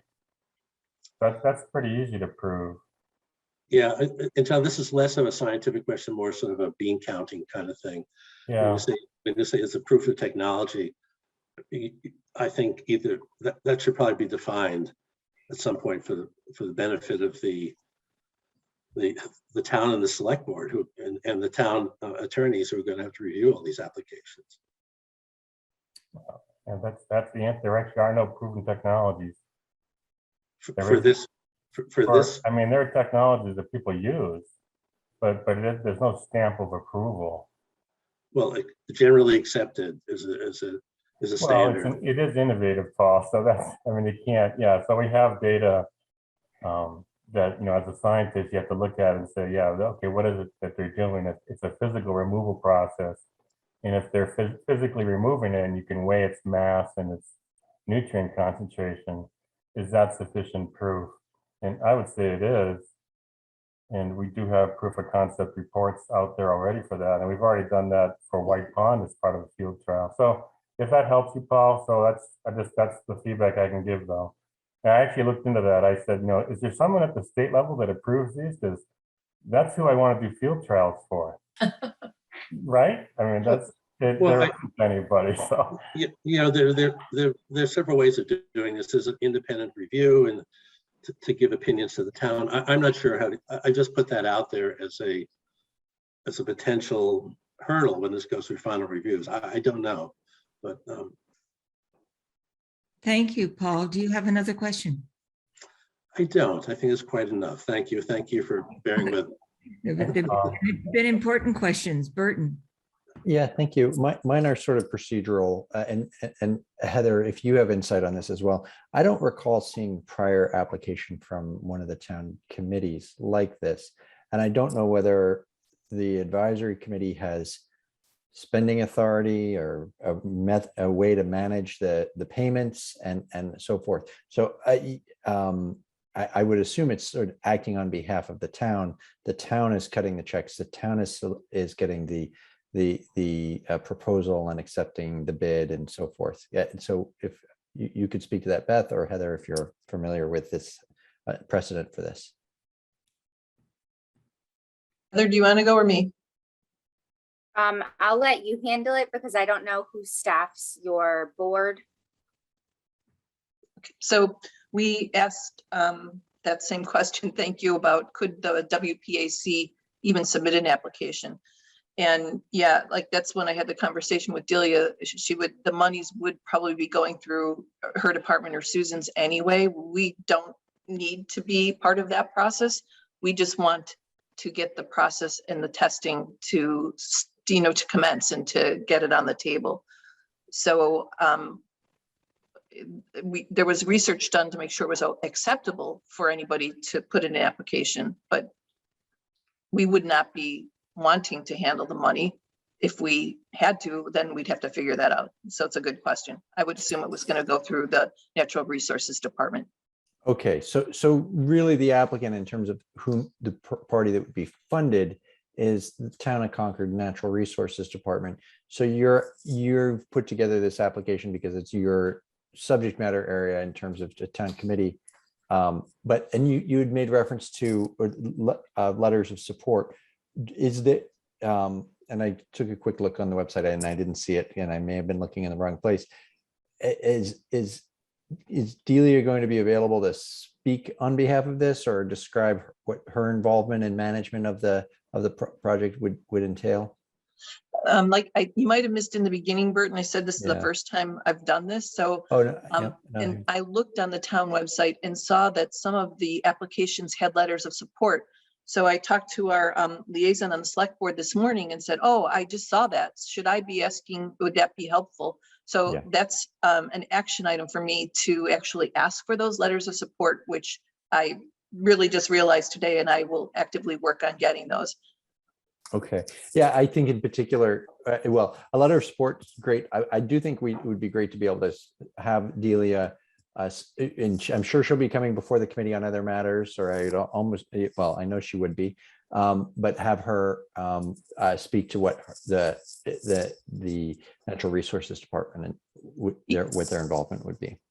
Thank you. And I don't know if it's even possible because we talked a little bit when Paul asked questions about updating the application. I'm not sure if it's even allowed, but we tried to get it in by the deadline. I don't know if we can have a co-applicant. We just ran out of time, and I'm certainly happy to do that as a co-applicant or, with the NRD. So I'm happy to try any of those avenues. Well, as for protocol, we'll turn to Heather and we'll have a chance to discuss it as a committee, Beth, as we go forward. Thank you, Diane. Burton, do you have other questions? No, that was it. Thank you, Diane. Thank you very much. Peter, you've been patient. Your turn. Yes, thank you. Just thank you for the presentation. Just wanted to understand a little bit about the process and I guess how scalable it is and how sustainable it is. In other words, can this current pod concept address the issue on a pond-wide basis? And also, is this something that's one and done, or is this something that would constantly have to be refreshed, year after year or every couple of years? Yeah, that's a great question. And we estimated based on, the size of the pond and the bacteria we're seeing, that you would be one and done within 2 years, maybe sooner, but that's why we only asked for 1 year of funding. Then it becomes the longer term inputs, Peter. So this will get rid of the available cyanobacteria that are floating around now and keep recharging themselves, to put it in, layman's terms. So that would be a one and done type concept. Does that answer your question? Thank you. Yes, thank you. Peter, do you have other questions, or is that? Nope, I'm questioning out. A question out. Sarah. Well, Peter asked one of my questions about whether it was one and done or not. So thank you, Peter, for asking that. But I do have a somewhat related question. I don't know if you can even answer this. Maybe it's a question for Delia and the NRC, but I wondered, their application for funding for testing, is that just so that they can inform the town on whether it's safe to swim or not? Or was it with an understanding that there would be some remediation work going on and they wanted to see whether it was working or not? Because I'm a little confused about, if that's the case, why it's not one application through the same funding source, why it's not all from the town, rather than coming to, just a part of it to the CPC. If you could show how those pieces link, that would be helpful. Yeah, and that's a good question. We're only right now talking, I guess the budget system, the budget process is coming due, for the town now. And that's why we did meet with Delia and Susan to talk about different testing criteria that could be used. In our vision document, which is on the town website, if you wanted to look at it, we talk about multiple methods for testing and also for attempts to remove the cyanobacteria. And we give multiple ways and multiple costs. And so there's the testing that's being done right now with the limnologist. We put together a budget using the testing that she's recommended and is used down in the Cape. She's from the University of New Hampshire. And it's significantly less money than what we've used in the past, for like in 2015 with ESS, they're talking $20,000, $30,000 just for a one-shot test. Beth, So can you tell us what ESS is, please? It's environmental services something. Delia has used them in the past for doing the assessments for that's one of the reasons the shore stabilization project went on, because they had asked them to come in around 2016 to do an assessment to see, what was contributing to, some of the water quality issues. Thank you for that clarification. Okay. Yeah.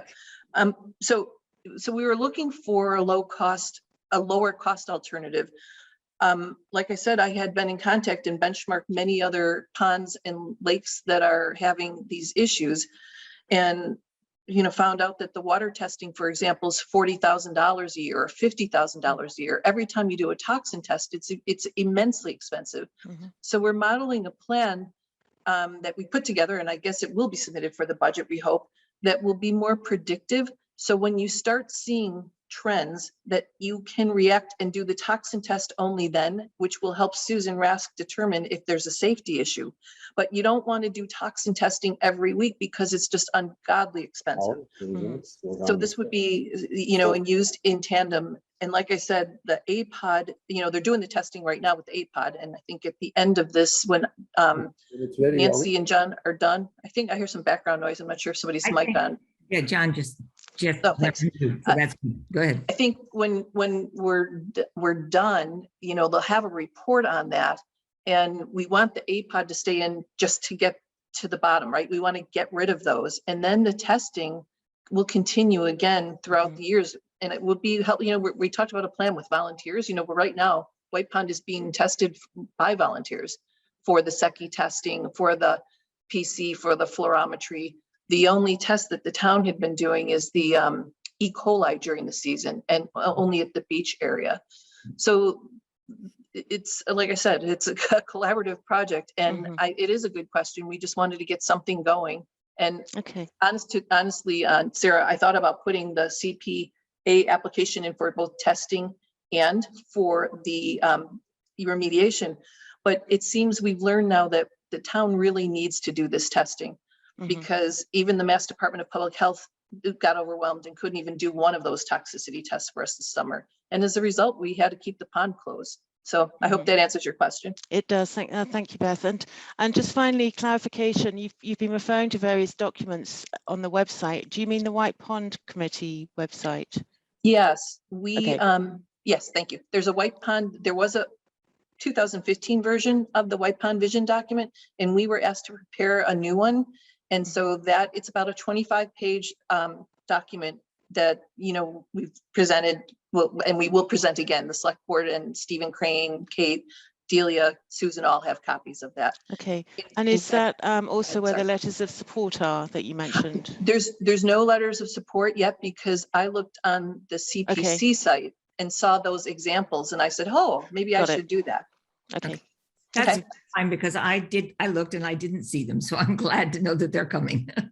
Yeah, I didn't know that you could even do it, so I said that will be an action item for me. Okay, John Kratsley. Yes, when you did the APOD project, how many sites were used? So the APOD is still in the water, John, and it's over in an area we call Thoreau Cove. It started at the beach, and mainly because the beach was closed and there was algal bloom sighted.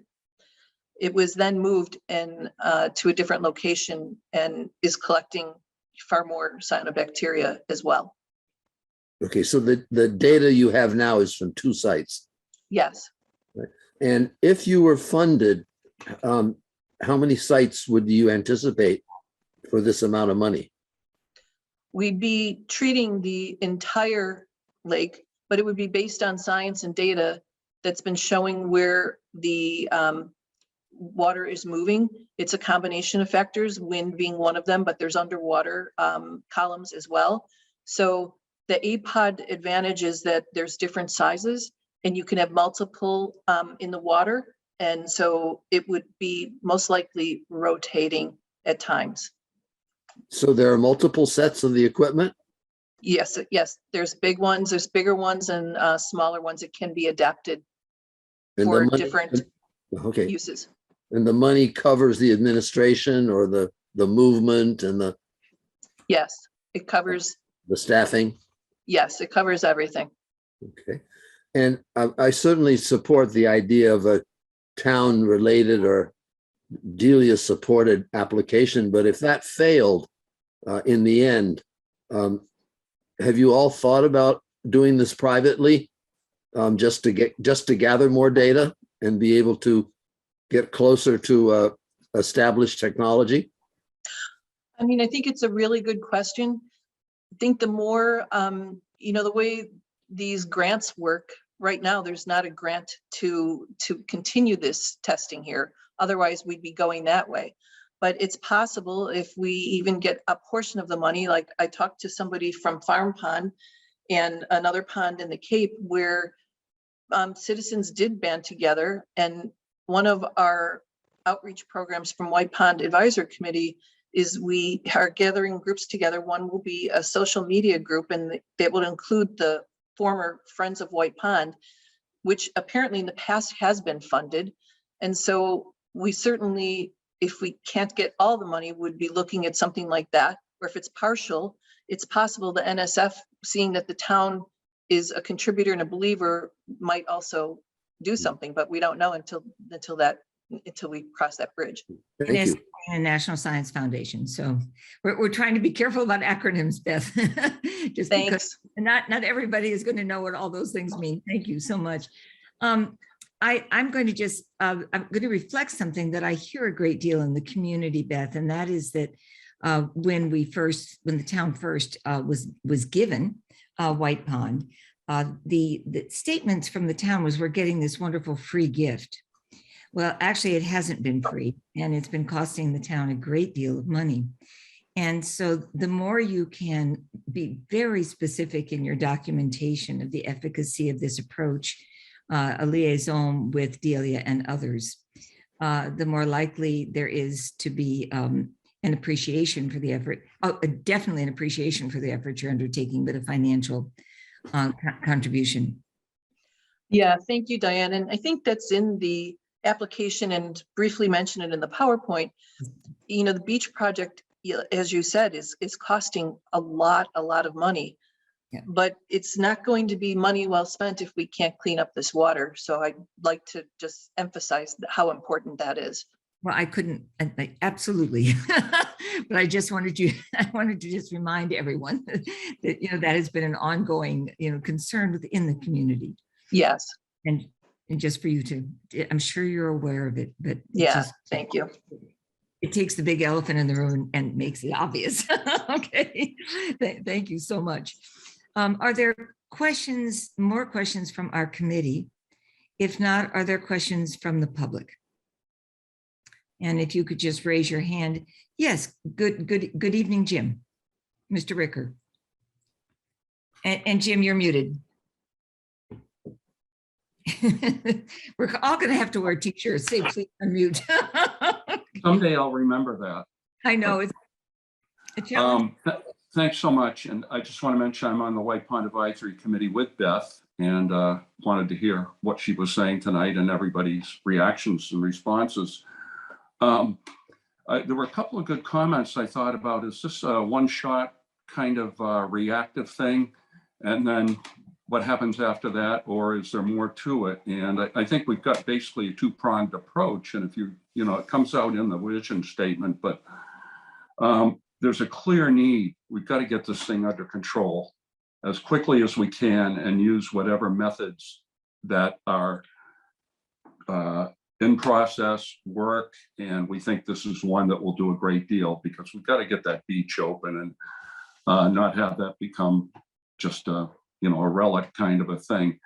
Secondly, we are looking at, okay, where are these nutrients coming from?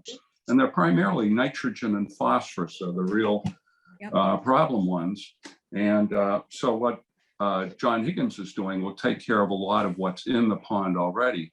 But then how do we stop the incursion of more of that? So we have some subgroups within our committee, and I'm working with another fellow. We're just out there looking at what are alternatives to septic systems. Are there updated alternatives? And there are some that you add onto your system and it treats the nitrogen, it treats the phosphorus. And we're also going to the extent of, do we need sewers around the pond, an interceptor sewer down one side and another one down the other side that meet someplace for a treatment facility? Is that the ultimate solution? So I just want to reassure everybody that this is to get us going as quickly as we can to try to get this under control. But there's a thoughtful long-term approach. And, we've met, the other fellow and I, we've met with Susan Rask. I have a meeting Friday with Alan Cathcart.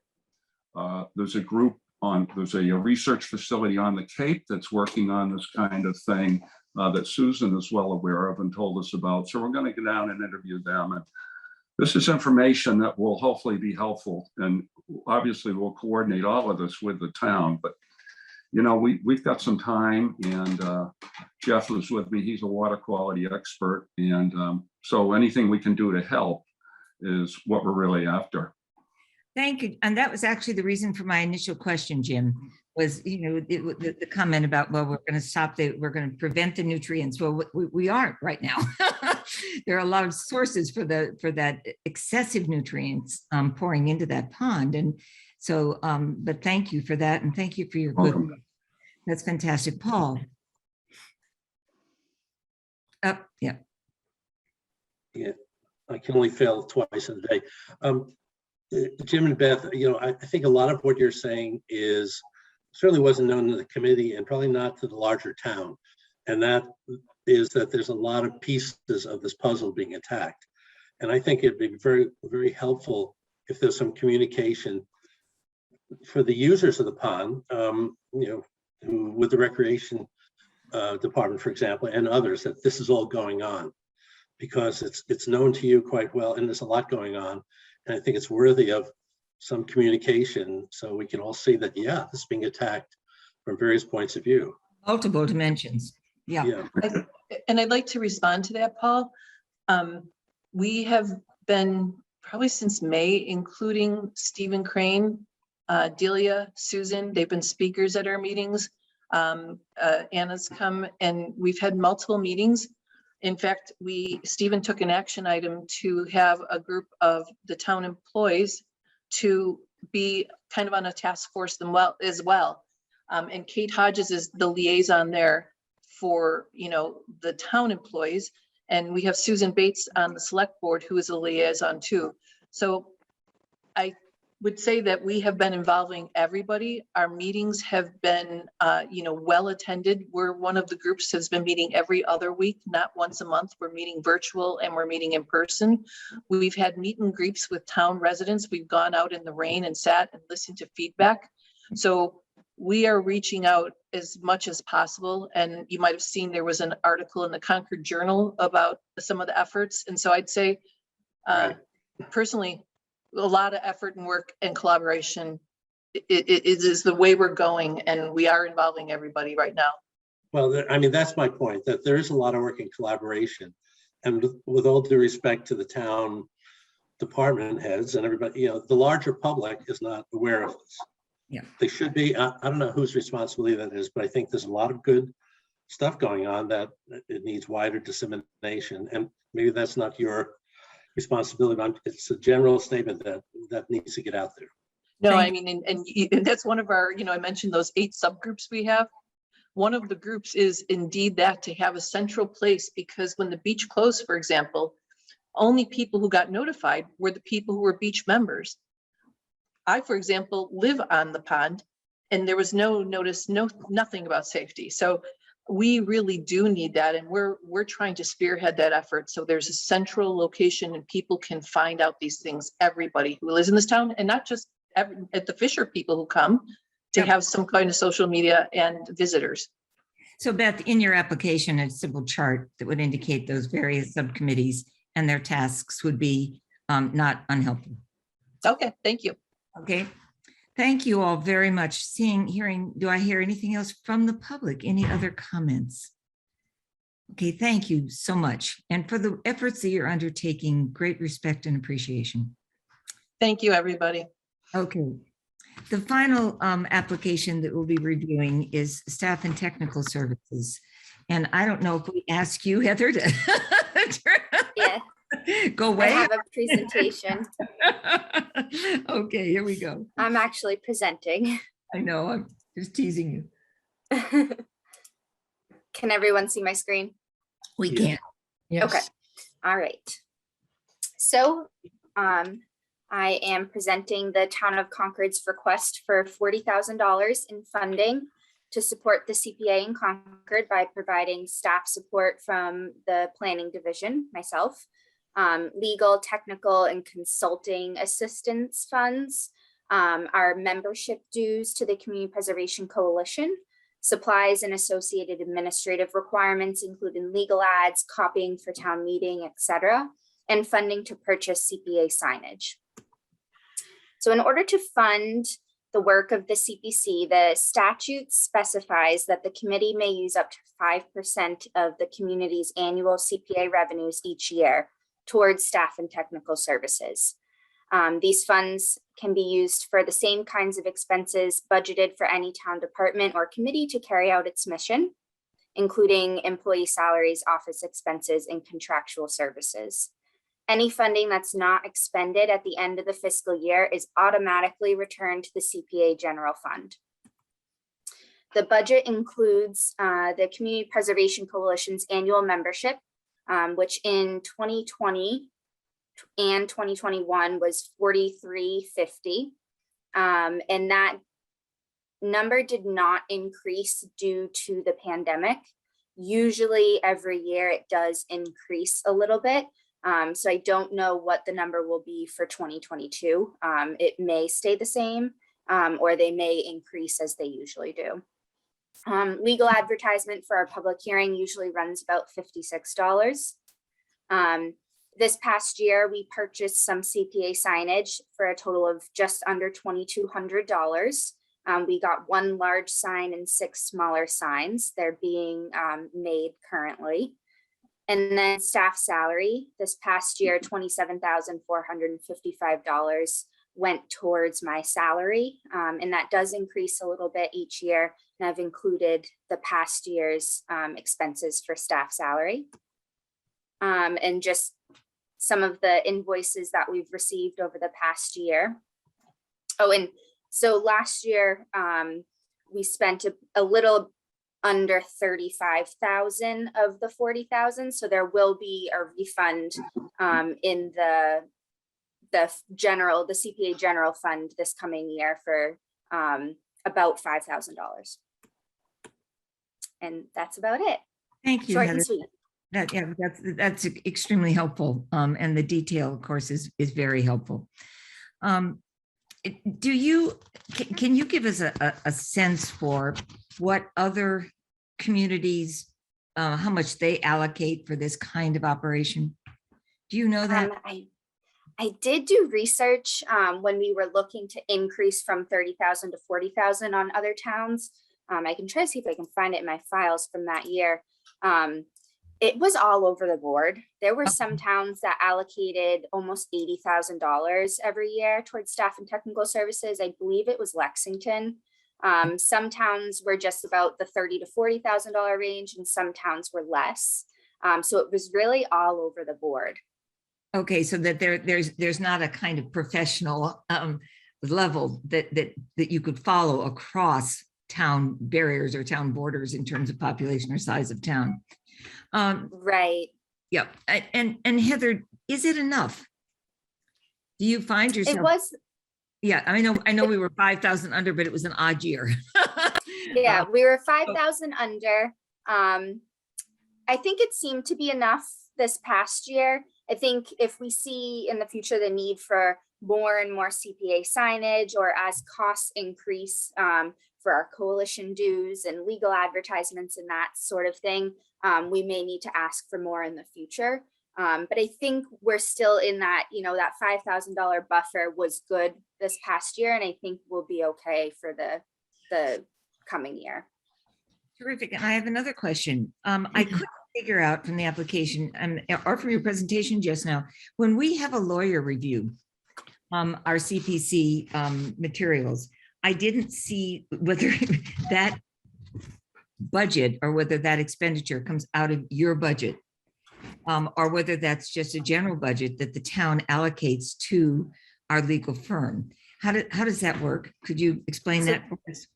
Yes, so that's a question that comes up every year, whether the CPA projects and town council's review of them is included under the warrant, because they review all of the warrant articles. In the past, it has been, but we have been told moving forward, the town's legal budget is strained, and that boards and committees will be required to cover their own legal expenses. I have not seen an invoice yet for town council's review, but we are expecting one this year because of what we've been told from the town manager's office. That's what I thought. And that's the reason I wondered, it's not in the report. And I wondered if it was, if you had a sense for how much that was going to be, and whether the money that you saved last year, might be able to cover that. So I think the sooner you can get some clarification on that, the more helpful it will be, for you and for us. Right. Right. Right. And I think if we did not have enough in our budget, the planning division's budget would have to step in to try to cover it. And then we would know moving forward how much we need. Okay, thank you very much. And I did find an answer to that question about other towns. Good, thank you. And I can share my screen real quick. This was research that I did in 2019.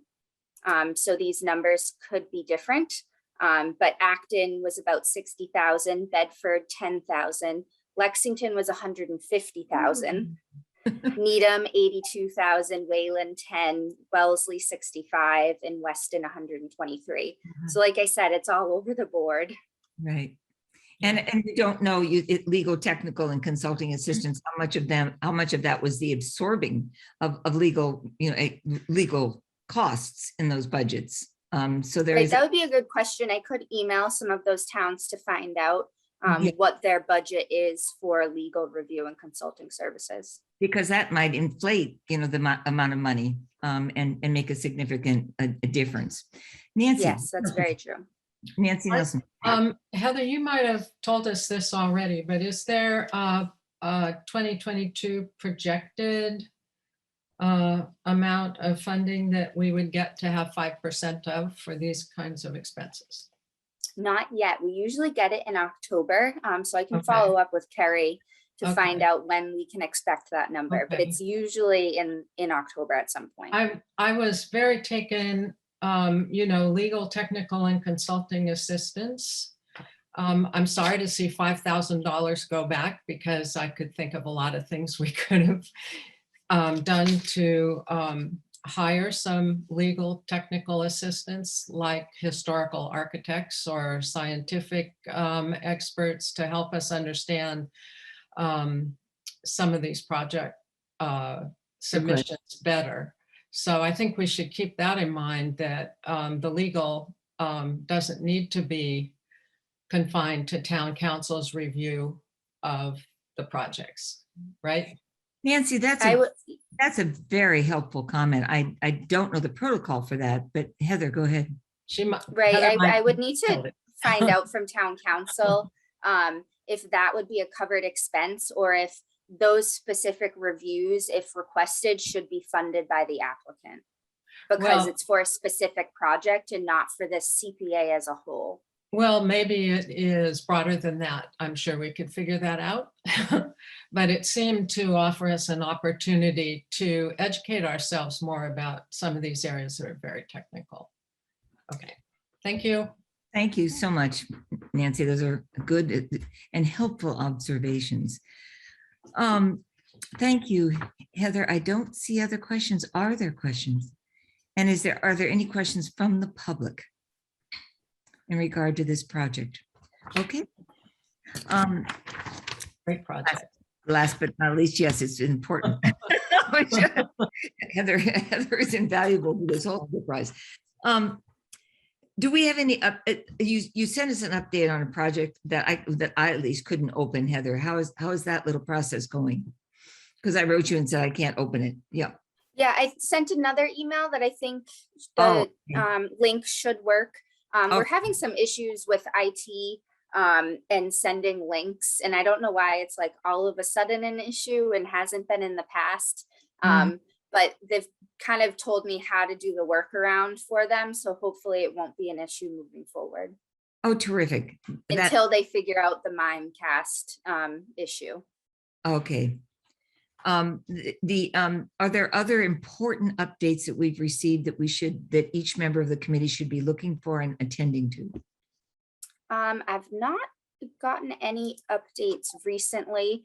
On the current meeting documents webpage, I do have like any supplemental information that's submitted, but all of that was from the original application. So nothing, so things may come in now that we've had presentations and like brief discussions with applicants. If supplemental information comes in, I will put it on the website, but I'll also let you guys know that I do that.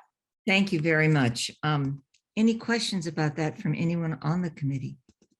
Nancy, your hand is still up. Is it because you have a question or is it just? Okay, yeah, and her mouth seemed to say, yes, I didn't. Paul, Paul, you're muted. Yeah, I know. 3 times, I'm sorry, but it's baseball season. So 3 times, I mean, you're still on the committee, but go ahead. Does that supplemental information, if it comes in, become formally part of the application? It's included in the project file. I don't know, I wouldn't say they're like specific addendums to an application, but they're supplemental to the application.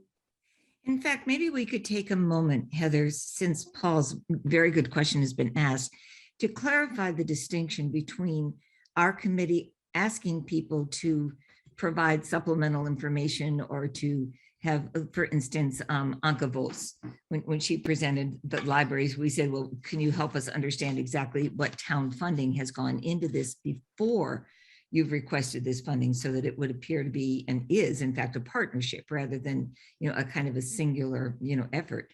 So can you help us to clarify just a little bit the distinction between advising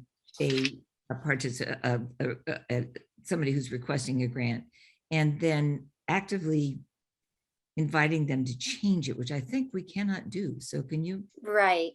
So we can request supplemental information that clarifies their application, that may narrow down their application in discussions with the committee that, it's too broad. So let's fund, this specific section of a project. They can't rewrite their application in a supplemental. So they can't come in and request something that kind of came up in a discussion. They're like, oh, I should have included that in my application. That can't be added at this point. Just like we can't increase the amount requested at this point. We can decrease, they can decrease the amount requested. So it's supplemental is more of a clarification. Thank you very much.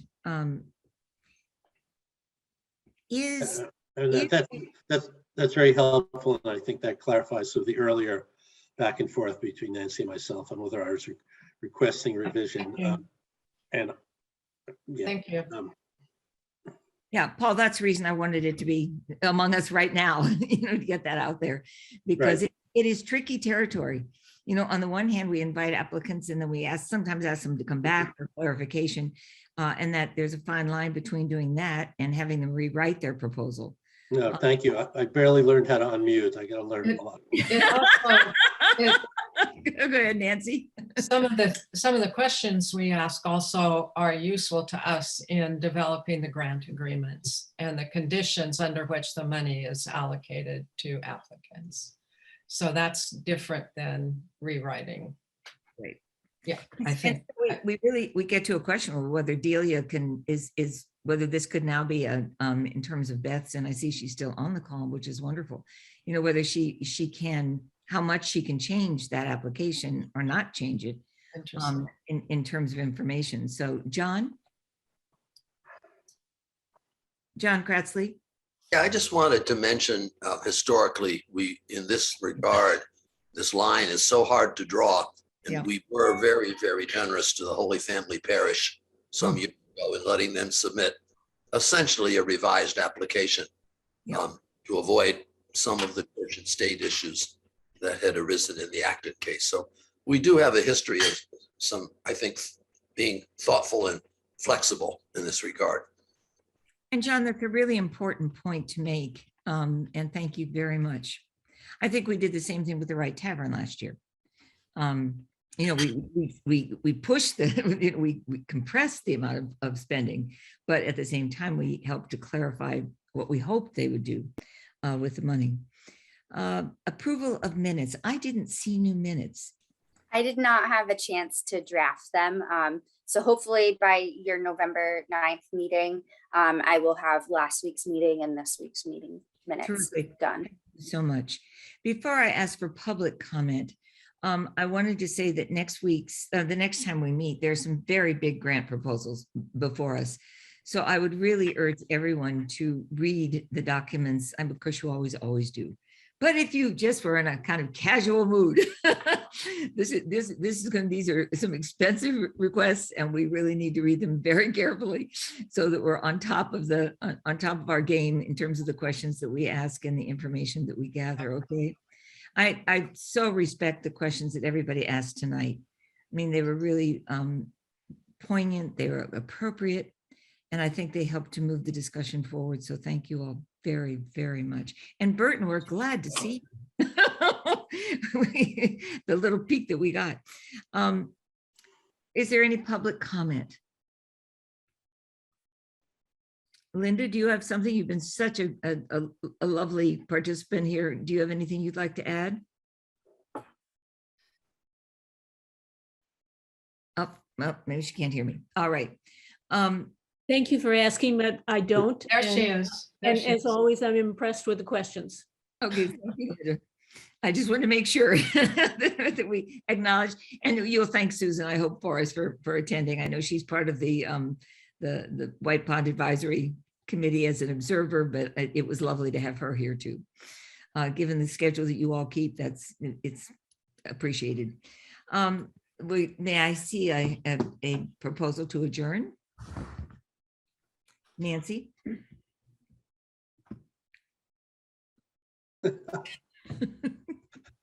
I'm getting you all t-shirts. That's all there is. Go to somebody else.